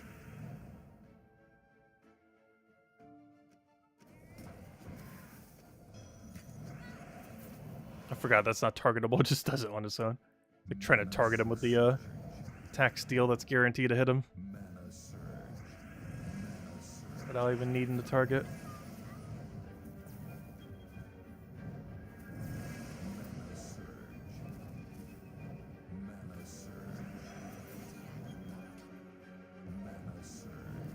Yeah, we started this battle at what, the 30-minute mark? Is that still the same battle? Gosh, this battle has been going on forever.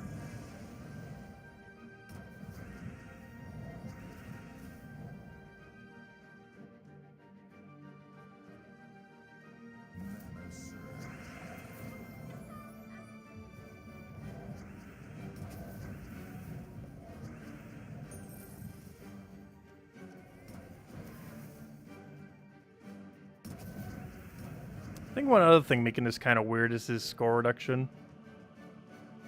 Also, I keep not keeping him protected. He's taking way more damage than he should be.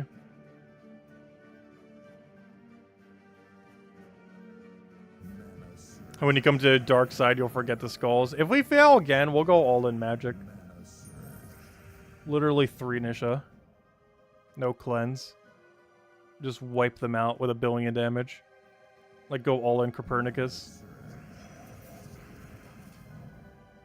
Can Copernicus actually outdamage Vanessa?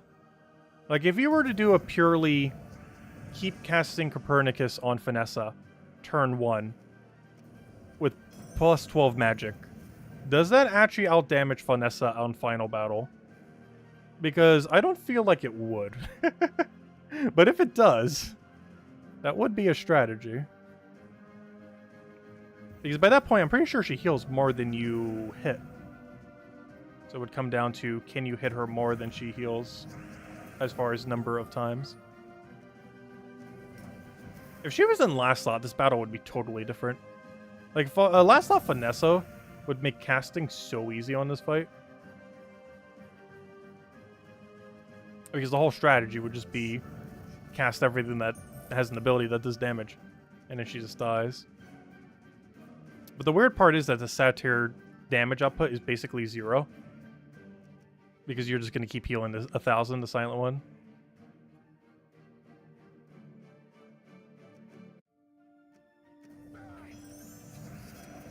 Oh, we can give it a shot. Let's go all in magic. Hey, Tribute's ready. Wow, we've been doing this so long, Tribute has actually become ready. That is insane. Let's just go pure magic. That's not pure magic, that's pure magic. We could throw a cleanse in there too, but we're going all in. We're committing to the pure damage route. Alright, trials. Fight. Move that back. I still want to run her first slot so badly. Hasn't changed. I still kind of want to run her in first slot. Because what our team composition is after that, I'm just going to not cast her. I'm going to do it like this, I think. Actually like that. I got a game plan.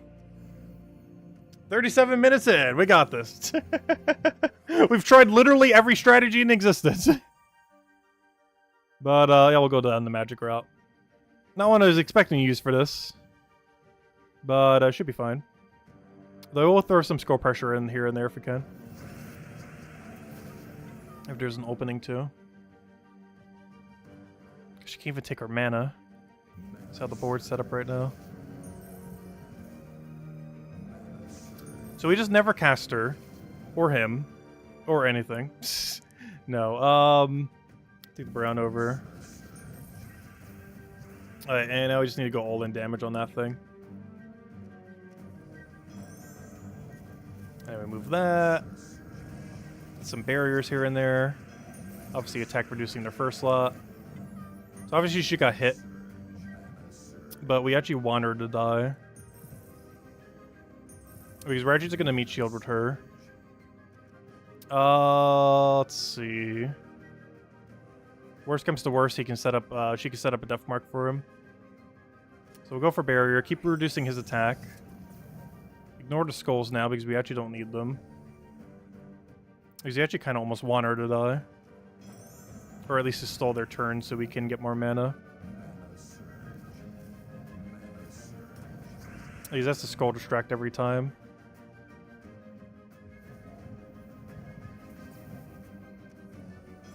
Alright, almost broke through her armor. Which will be a lot easier to track how much damage we're actually doing to it at that point. Also, why did I take that skull? It's only worth taking skull if this thing hasn't taken any reduction yet. Alright, now we can see if we're actually keeping up with the damage output.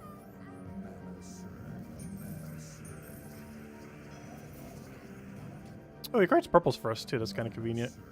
Let's see. Only problem is she also uses purple.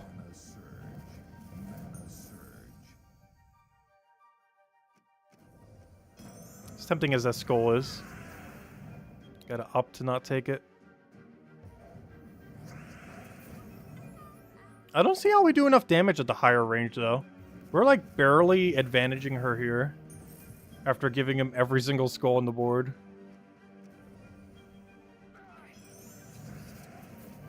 Oh, also silence exists. Maybe we do set one Orpheus. Because now, because since we're doing the Copernicus thing, it actually matters a lot more being silenced compared to before. Because our main output's not skulls anymore, but rather casting. So maybe we do need a single cleanse.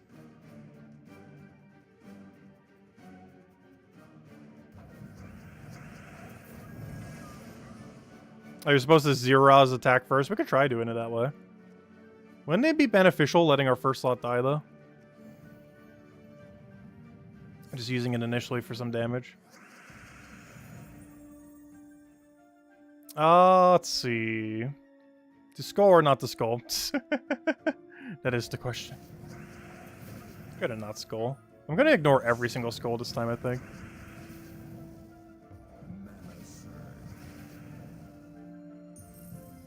But still worry about actually lowering down his attack unlike the first time.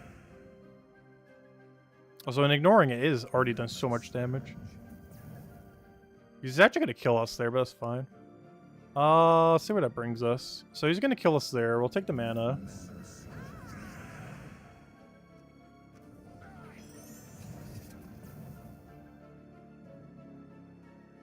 Because now that allows us to keep all the core team now. And just waste some of its turns initially.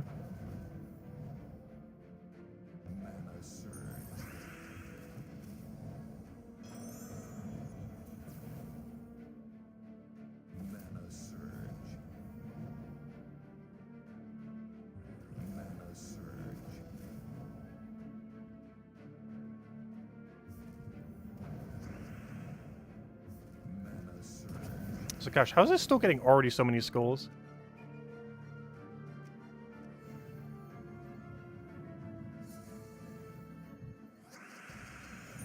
Alright, let's see. Take that over.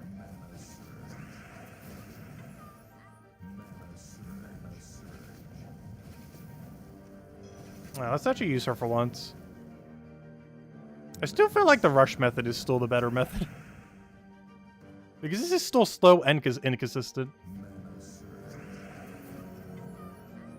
Because even once we get him to 0, we're still gonna ultimately still die to Deathmark Elwyn. At some point. Let's see. Just steal his attack again. He's just gonna take that skull. He's gonna take it for almost nothing. Now we just need one more of them. I'll catch you later, Jason. Thanks for stopping by.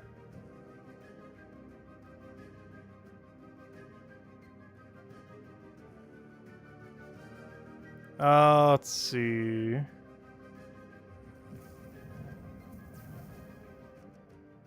Take the poke over there. Actually, what do we need here? Still have that. I don't understand how it could be 100% consistent, though. It's not even getting, like, even close. A lot of battles. Let's see. We'll take that over.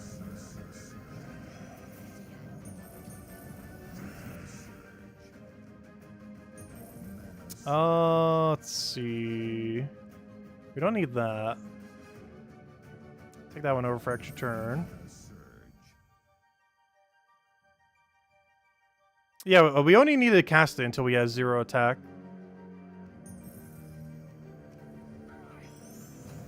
Which he should have as soon as we cast that. And then we spam the other thingy.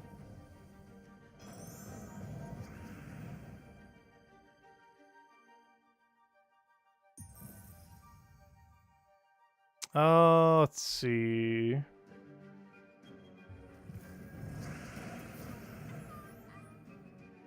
Just tell the devs that it needs to be removed. The epic trial thing. Well, I mentioned earlier, this is one of the hardest epic trials in the entire game. Is the biggest issue with it. Like, it's one of the top 5 hardest ones of any kingdom. Like, most of the other ones are actually kind of easy relative to this one. Even the harder other ones. Because this one gives you almost no mechanics to even work with.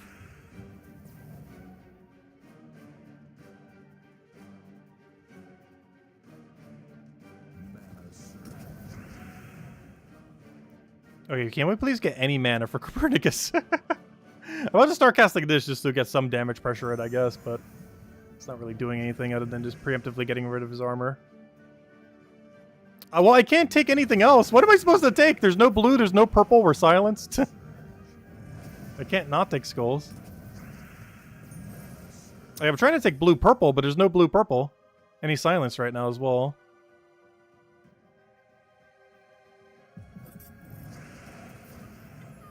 It's also still relevant to get rid of all their armors. Let's see. We'll take that one over. Take that one over. Take the other thing. Throw damage onto you.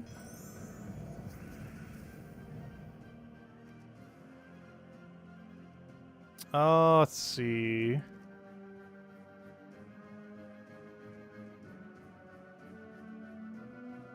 Using guard in first slot?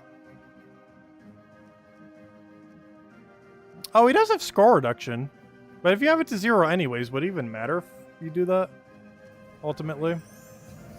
Because it's already zeroed out.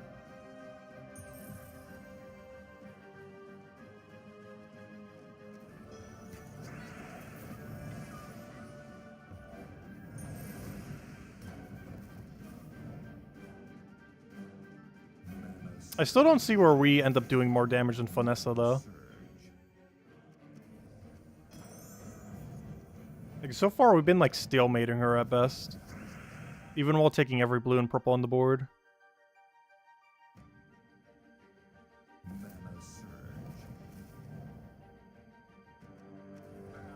I guess I should be taking more of her yellows. Let's see. Take that one over. Because I've not really been prioritizing denying on our yellow like I have been on green-red for him earlier. She does mana off of yellow. The problem is this team doesn't use yellow, so it feels like we're taking nothing when we take yellow. But we kind of have to just to make sure she doesn't do something. Let's see. I was thinking to more attack. I don't have anything to drain him at the moment.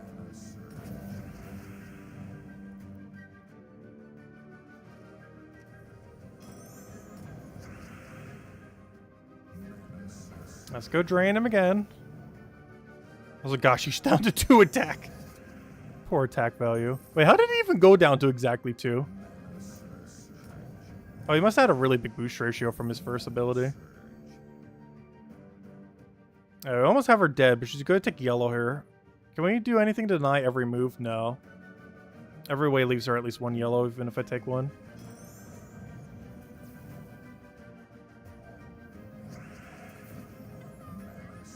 Alright, we're so close to killing Fonessa. And then from there, we just auto-win. Because then our second slot's just safe, and we let our first slot die.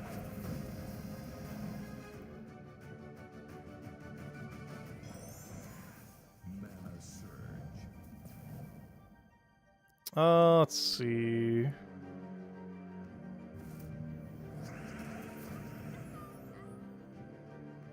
I kind of don't even want to cast this. Though, if he dies to that death mark, though. Let's see. Take that over. I do kind of want to rebarrier just in case death mark hits him. Start getting rid of her attack. Actually, I should have gotten rid of Elwyn's attack, actually. He's realistic, she could be dead by then. So there's actually no point in taking her attack. Just steal Elwyn's. He's technically next in line.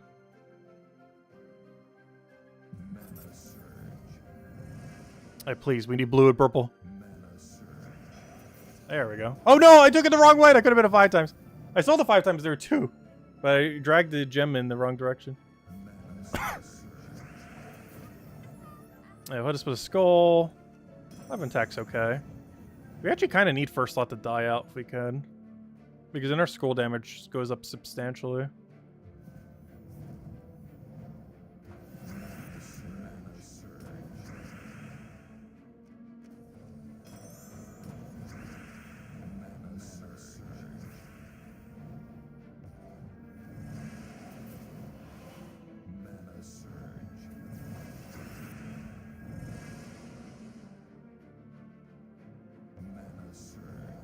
Alright, she's almost dead, so we are damage pressuring her enough.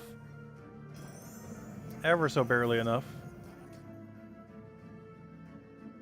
And we just have to keep shifting that 4 attack to magic over and over and over again. Until it is just barely enough to kill it out.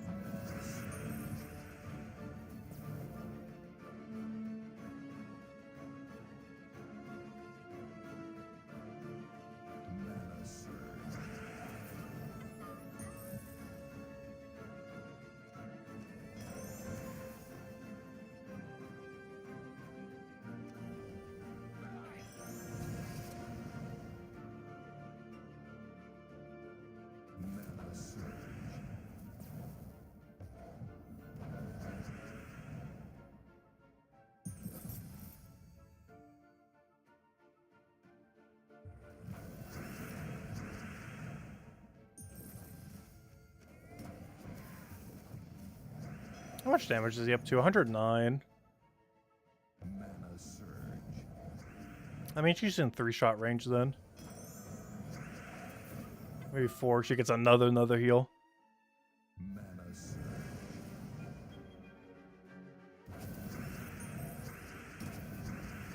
Alright, we almost got one fight down. Then round 2.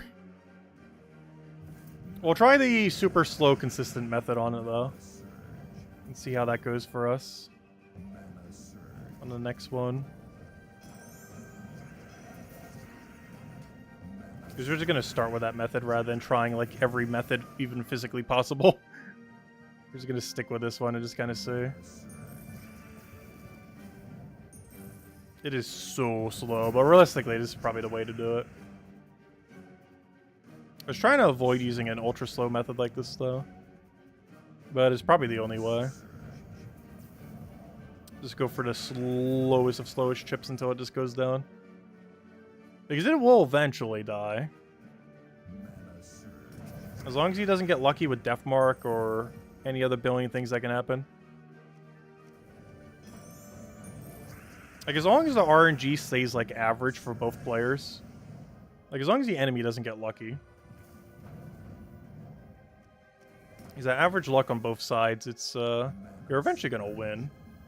Speaking of which, it is finally dead! Okay, now to go just down the line.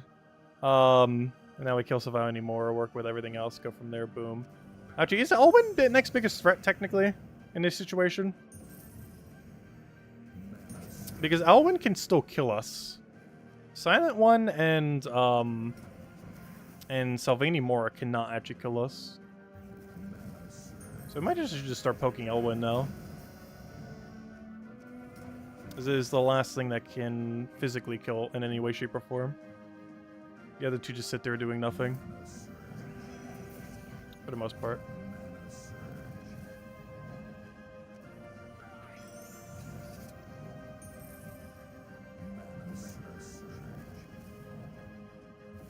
You know what faction this actually reminds me of? I know this isn't a faction battle. But this reminds me of the, oh gosh, what faction was this? There was a faction where you kept, like, trying to extra turn for, like, 4 extra magic. And you had to keep doing it over and over and over and over and over again so you could actually get enough damage. What faction was that? I don't remember off the top of my head. There's so many these days. But there's a faction that actually plays out the same way as this team. Where you just tank up like crazy and keep getting, like, a few magic every time you cast. There's one of them that had, like, merfolk-like creatures. I can't remember which one it was, though. Was it Second Fleet? No, it was a different one. Let's see. Yeah, let's just start hitting Elwyn. Elwyn's next biggest threat. Oh, wait, why'd I do that? Why did I think that was armor tier for a second? I literally just tried getting rid of his 0 attack with even more attack reduction. Hopefully out of it. I just keep poking him.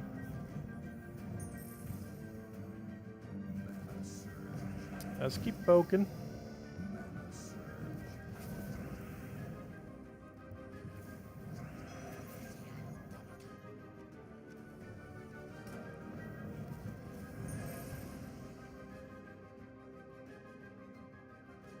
Skull value is weird right now.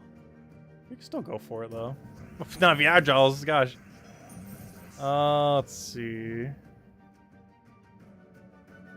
Luckily, he has no attack 2 steal.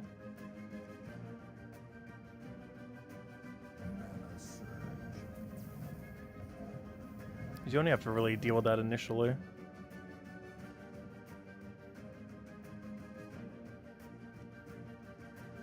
Let's see.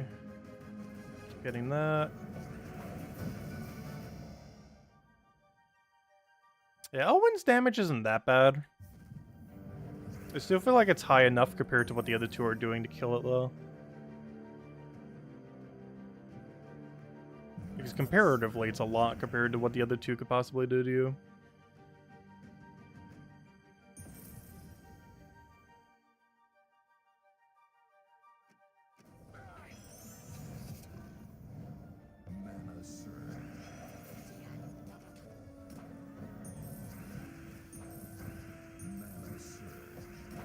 Silent one is annoying, though.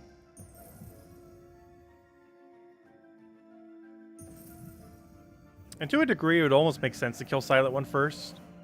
Not because it's a bigger threat, but because Satyr is already hitting it. Just work from the bottom up once you've killed out Vanessa. Because half your damage is already going to it anyways. My only concern with that is you get an Ancient Horror afterwards. Because we already saw that. There's a 25% chance when you kill it, it becomes an Ancient Horror. And the problem with that is Ancient Horror would have a ton of magic and a ton of skull damage. If that gets placed in the first slot, that's kind of scary. Because that's the main reason I actually don't want to kill it and want to kind of kill it last. If we can help it. Even though it's slower, which at this point, what's a little bit slower on top of this amount of slowness?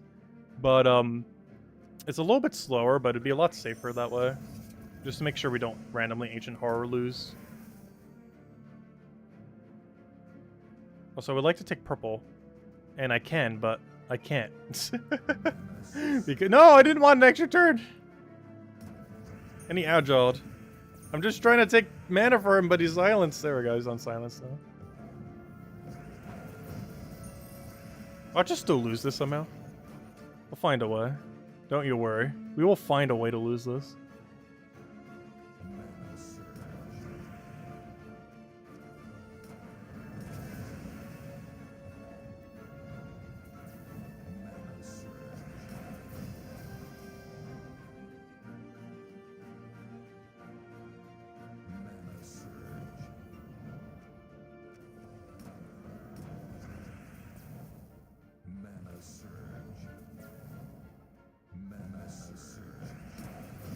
Oh, he almost just killed my first slot. Honestly, by the time we even kill him, is this damage output even going to matter then? Because he already would have killed something, probably.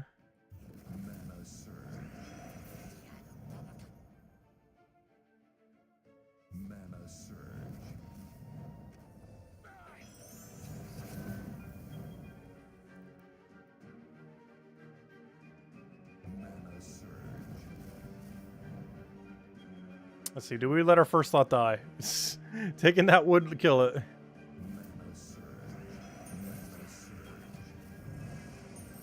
Due to the Doom Skull.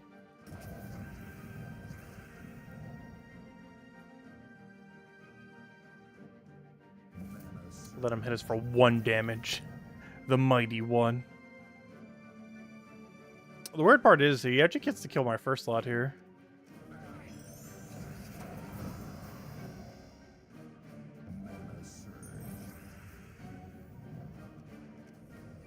Alright, 1 more and he dies. And then we win. It's over. And That guy will just bulk for him.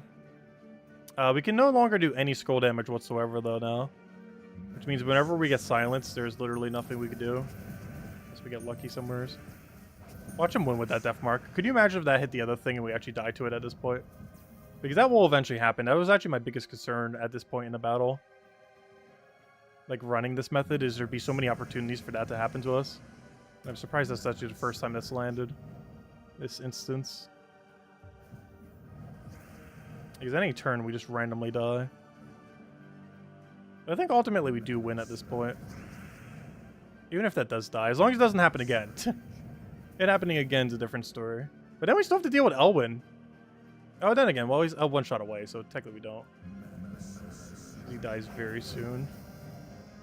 Which is why I want to get rid of Elwyn. So that isn't a liability. Alright, it has been done. Everything that can kill us is now dead. Unless he somehow gets like 1 billion more attack every single time he gets boost ratio. But otherwise, it's just, or he gets death mark or something. Alright, now we can kill Silent One. Watch it get an Ancient Horror summon. It's gonna happen. All this and it's gonna pull out the Ancient Horror again. And then the Ancient Horror is gonna kill us. Has anyone actually died to the Ancient Horror yet? Like your lose condition was it Ancient Horror and then you died? Because I think Ancient Horror can one-shot us from whatever range it has. Maybe not. It'll have like 100-something damage. But he has Fairy Fire on Skull. Which seems like a weird mechanic on him, but honestly, it's going to be so strong in this fight if he gets Ancient Horror. That late into a fight. Don't you drain us. No, don't do it. Don't silence us. No! No! Just let us win!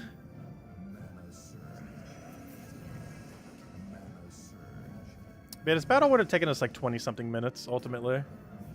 Which seems at par how long it probably should take, but gosh, this still feels forever. Let's see. Yeah, we're definitely going to do like one of these per night or something. We're definitely not doing all of them right now. Let's see. Sorry, gonna take long enough. Spread it out a little. At least we got to try literally every strategy in existence at this point. I don't think we left one strategy unturned as far as sequence of order that you could possibly use them in. The only one we didn't try was Cleanse Strategy. But Cleanse Strategy is a slower version of Magic Strategy, just safer. So you don't get trolled by Deathmark or Silence. You got it! No! That's why I wanted to leave it for last. Oh, gosh. Remember when I said I wanted to leave that there? Because I wanted to kill it last because it's going to summon a Ancient Horror. But yeah, it's literally summoned it every single time. It is like 100% Ancient Horror summon rate for us. It's kind of insane. And realistically, since you have to do 5 battles, it's going to revive at least 2 of those, most likely. At least 1.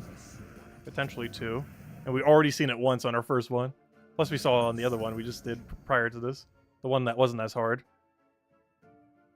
How much damage is that? Oh, it's only 68. That's not bad. I thought this could be way higher than that. Never mind. That's still a threat, but that's not as big of a threat as I was expecting. Oh, you know why? He came in at level 225. Oh, no, never mind. That's still the same level. Wait, why is that so low, then? It seems like substantially low. That's fine, then.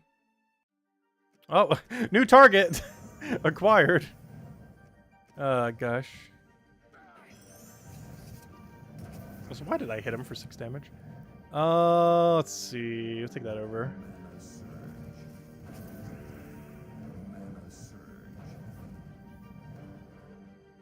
But yeah, this is the exact reason I wanted to save Silent One for last. Just so we don't get damage pressured by it when there's still something in front of it.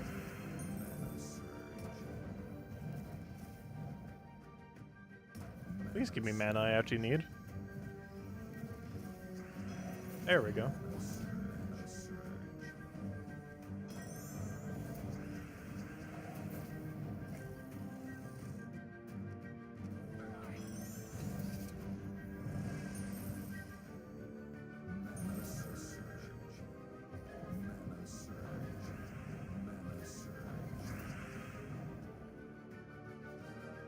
You kill it first, so it's not a problem. Wait, how? You kill it before Finessa? You mean first as in after Finessa, right? Because you'd have to kill Finessa first.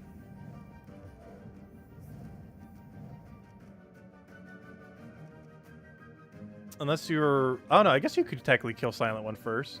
But at that point, you might as well just run Orpheus.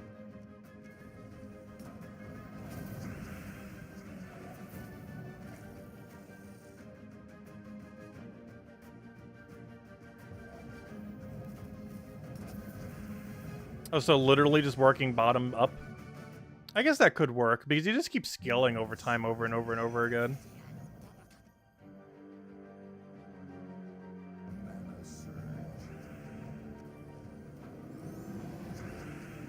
So eventually you outpace Vanessa, it just takes forever.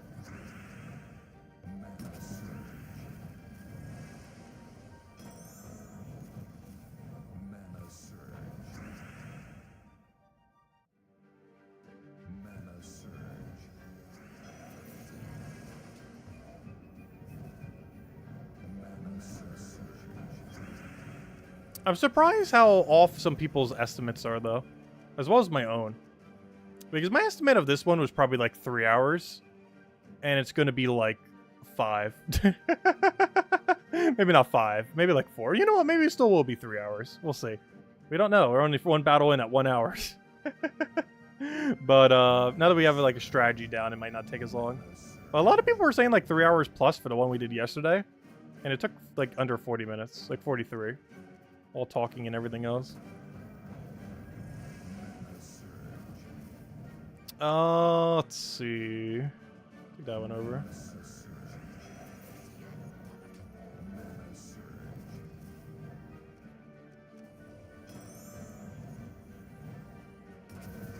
Come on, so close to death. Yeah, Sylvania Moore is actually kind of useful with the purple spam. What a weird objective battle thing, though.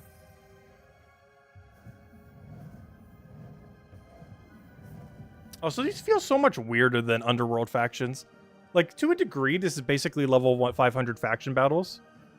But honestly, level 500 faction battles feel a lot more flexible than whatever on Earth this is. Because you're restricted to, like, a really specific build for this. Compared to factions. Where while you're still pretty restricted, you got a little bit of flexibility there. You change your banner, you can change like how many of each troop is in there.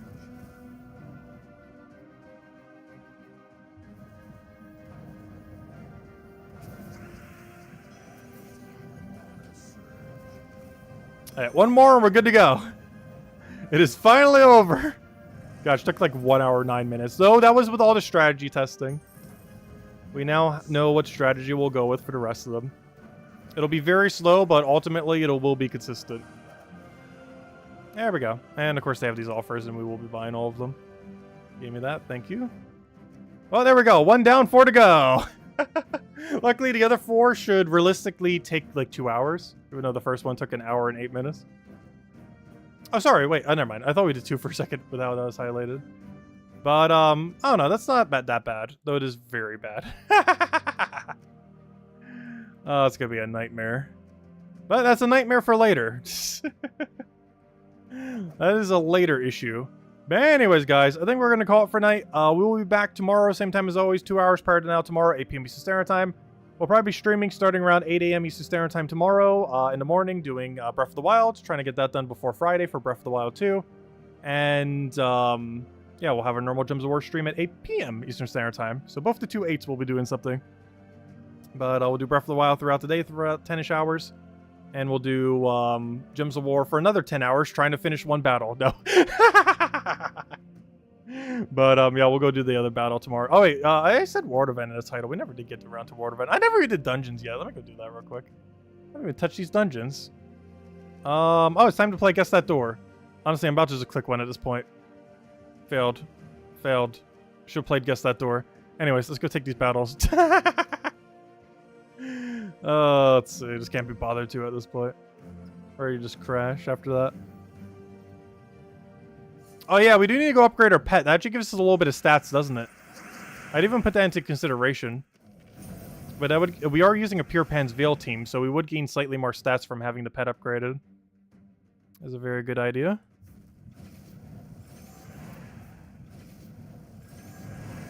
There's not going to be that many stats, but you know, we take what we can get.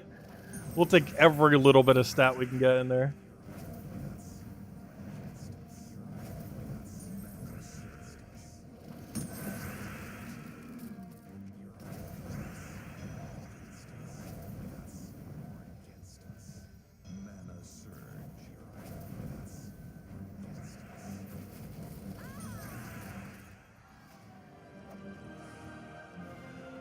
Let's go clear these two out. Double check we haven't forgotten something else. And then slowly throughout the week, we will go finish out all of those. Because there's no way we're going to try doing them all in one night. We'd be streaming till midnight. It'll be an after dark stream if we went that long with them. So that would be a funny way to do an after dark stream, though. Let's see. What do we want to move here? Let's take the brown over.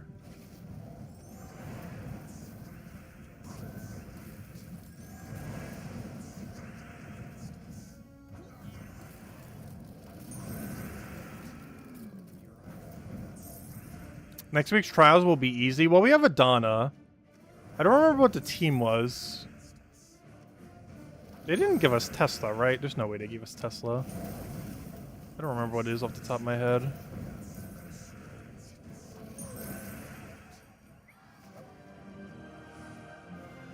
Let me go check. What even is Adana's?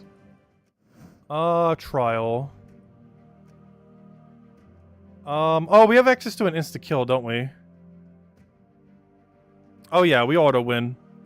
Oh, that's gonna be super easy. You literally just cast Panther until you win. Everything else is just a tank. But yeah, that's gonna be super easy. You have access to insta-kill boost ratioed by armor. Which means, like, near 100% insta-kill at the later fights. Yeah, that would be super easy. Honestly, that might even be easier than the Infinite Loop Todd. Yeah, that would be a cakewalk comparatively.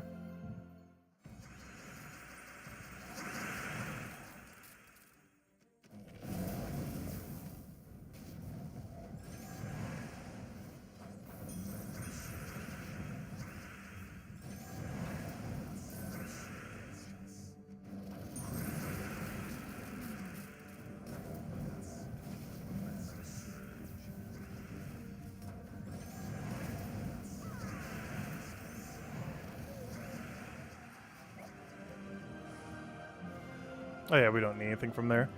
Alright, have we done all the things? Adventure board. No, I didn't grab the gems yet. Let me go grab those as well. I'll just stick with Zulgoth. Might as well, we're already here.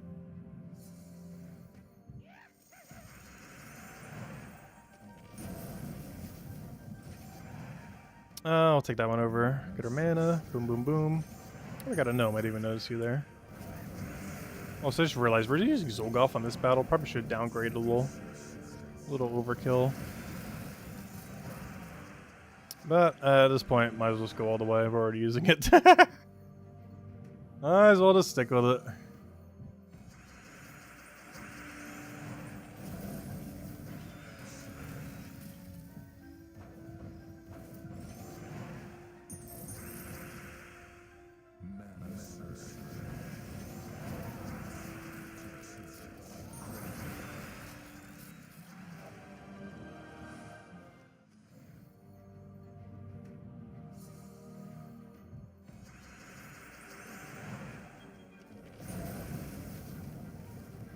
Yeah, I believe I put the bot in first slot just to sacrifice it.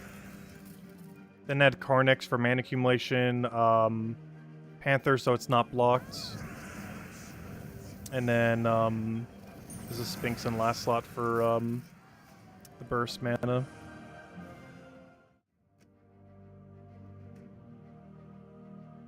I don't think you would need to order the other thing. Oh, you know what? Maybe you do put Limpot in last just so it doesn't get blocked. Because that blocks on brown. He does have mana accumulation, but it's a really weird mana accumulation. Yeah, you could technically sacrifice him and do it the other way around. Just so you're not blocking on brown. I was using him as a tank before just to get rid of him. But honestly, Panther probably still wins quick enough that you can just do it like that. It depends if you want to sacrifice the bot or not. But yeah, you'd probably run it like this. Carnix, Clockwork, Panther, Limpbot.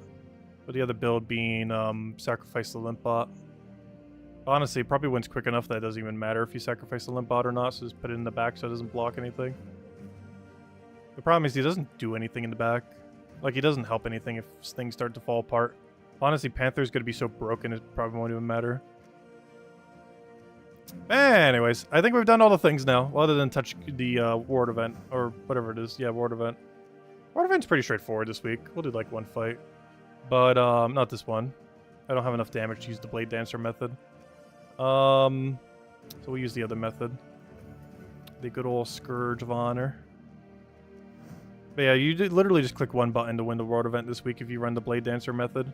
But you have to have enough medals. You have to have like 2, 3 fully max medals, particularly 3 when you reach the later end, which requires buying some deeper tiers. So I'm just running King Salinas the whole time. I mean, not King Salinas. I mean, what's his name?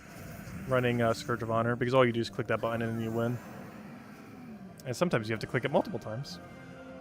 But that's pretty much the whole strategy for that. Get a few tiers. We'll mess with it more so tomorrow. It's basically just click button to win. Especially if you're going the Blade Dancer route, but you need enough medals to make it work. There we go. And we'll claim all the other ones, might as well. Because that'll give us a full medal to use for that too. Anyways, guys, I need rest. I've been needing rest for at least an hour. Did I unlock the Magic Kingdom yet? No. We should be pretty close. I have not been able to. We're still like 30 purple deeds short or something. But yeah, I have not gotten that 1 extra magic yet, which is technically 2 extra magic. Oh no, it's only 1 extra magic because it hasn't upgraded it. Speaking about upgrades, one last thing we'll end on, which will be a great upgrade for tomorrow, as was mentioned by someone. Let's go make sure we upgrade the pet. Oh, I forgot to send it first. Let's go do that. Did that in a weird order. Alright, so send it first. And this will give us slightly more team bonus when we use the team. Will that make that huge a difference? No, but we can use every advantage we can get. Especially since they're going to skill. And we get 10 gems for it as well. Anyways, guys, we'll be going call it here for now. We will be back same time as always tomorrow night, 8 p.m. Eastern Standard Time, 2 hours prior to now tomorrow. You guys know the drill. Throughout the day, we'll be doing Breath of the Wild as well. Breath of the Wild 2 comes out this Friday. So trying to get done Breath of the Wild 1 since we have not actually played through that game. And we currently got through one of the 4 Guardian thingies, whatever those things are called. And we're about to do the bird one. And probably another one. I think our goal for that stream is to get 2 of them done, ideally. And in the stream after that, try to do 1 and then kill Ganon. And see if we can actually successfully do that in 1 stream. I'm not sure. We'll find out. We could try putting all 3 of the areas in one, like the dungeon thingies. I'm just not sure we could finish all 3 in a single stream. But we'll find out. Definitely trying to aim for 2 of them tomorrow, but we'll see how far we get with it. Anyways, guys, I'll catch you guys later. Thank you so much for stopping by. Enjoy your week, and I'll catch you guys later. Goodbye, everyone. Thanks for watching.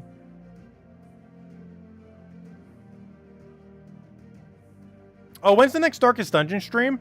I really want to stream it more, but we're already doing so many other things. I probably won't be able to stream it until midway through next week. I want to say like Tuesday or Wednesday next week. But yeah, I definitely want to get around to it. But there's just so many other things I want to also do that we already planned.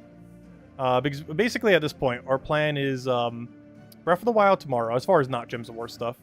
Breath of the Wild tomorrow, Fall Guys Season 4, or whatever they're doing, on Wednesday. Finishing Breath of the Wild 1 on Thursday, at least hopefully. Then starting Breath of the Wild 2 on Friday. Then Saturday and Sunday probably also finishing out Breath of the Wild 2, ideally. And then Monday we're probably not streaming. And then Tuesday will hopefully be Darkest Dungeon 2. I think that's the game plan. Something along those lines. That's assuming we finish Breath of the Wild 2 in 3 days, which we might. I'm not sure how long it is. No one does. It's not even out yet. Unless someone got like an early copy or something. But yeah, that's generally the game plan going forward here.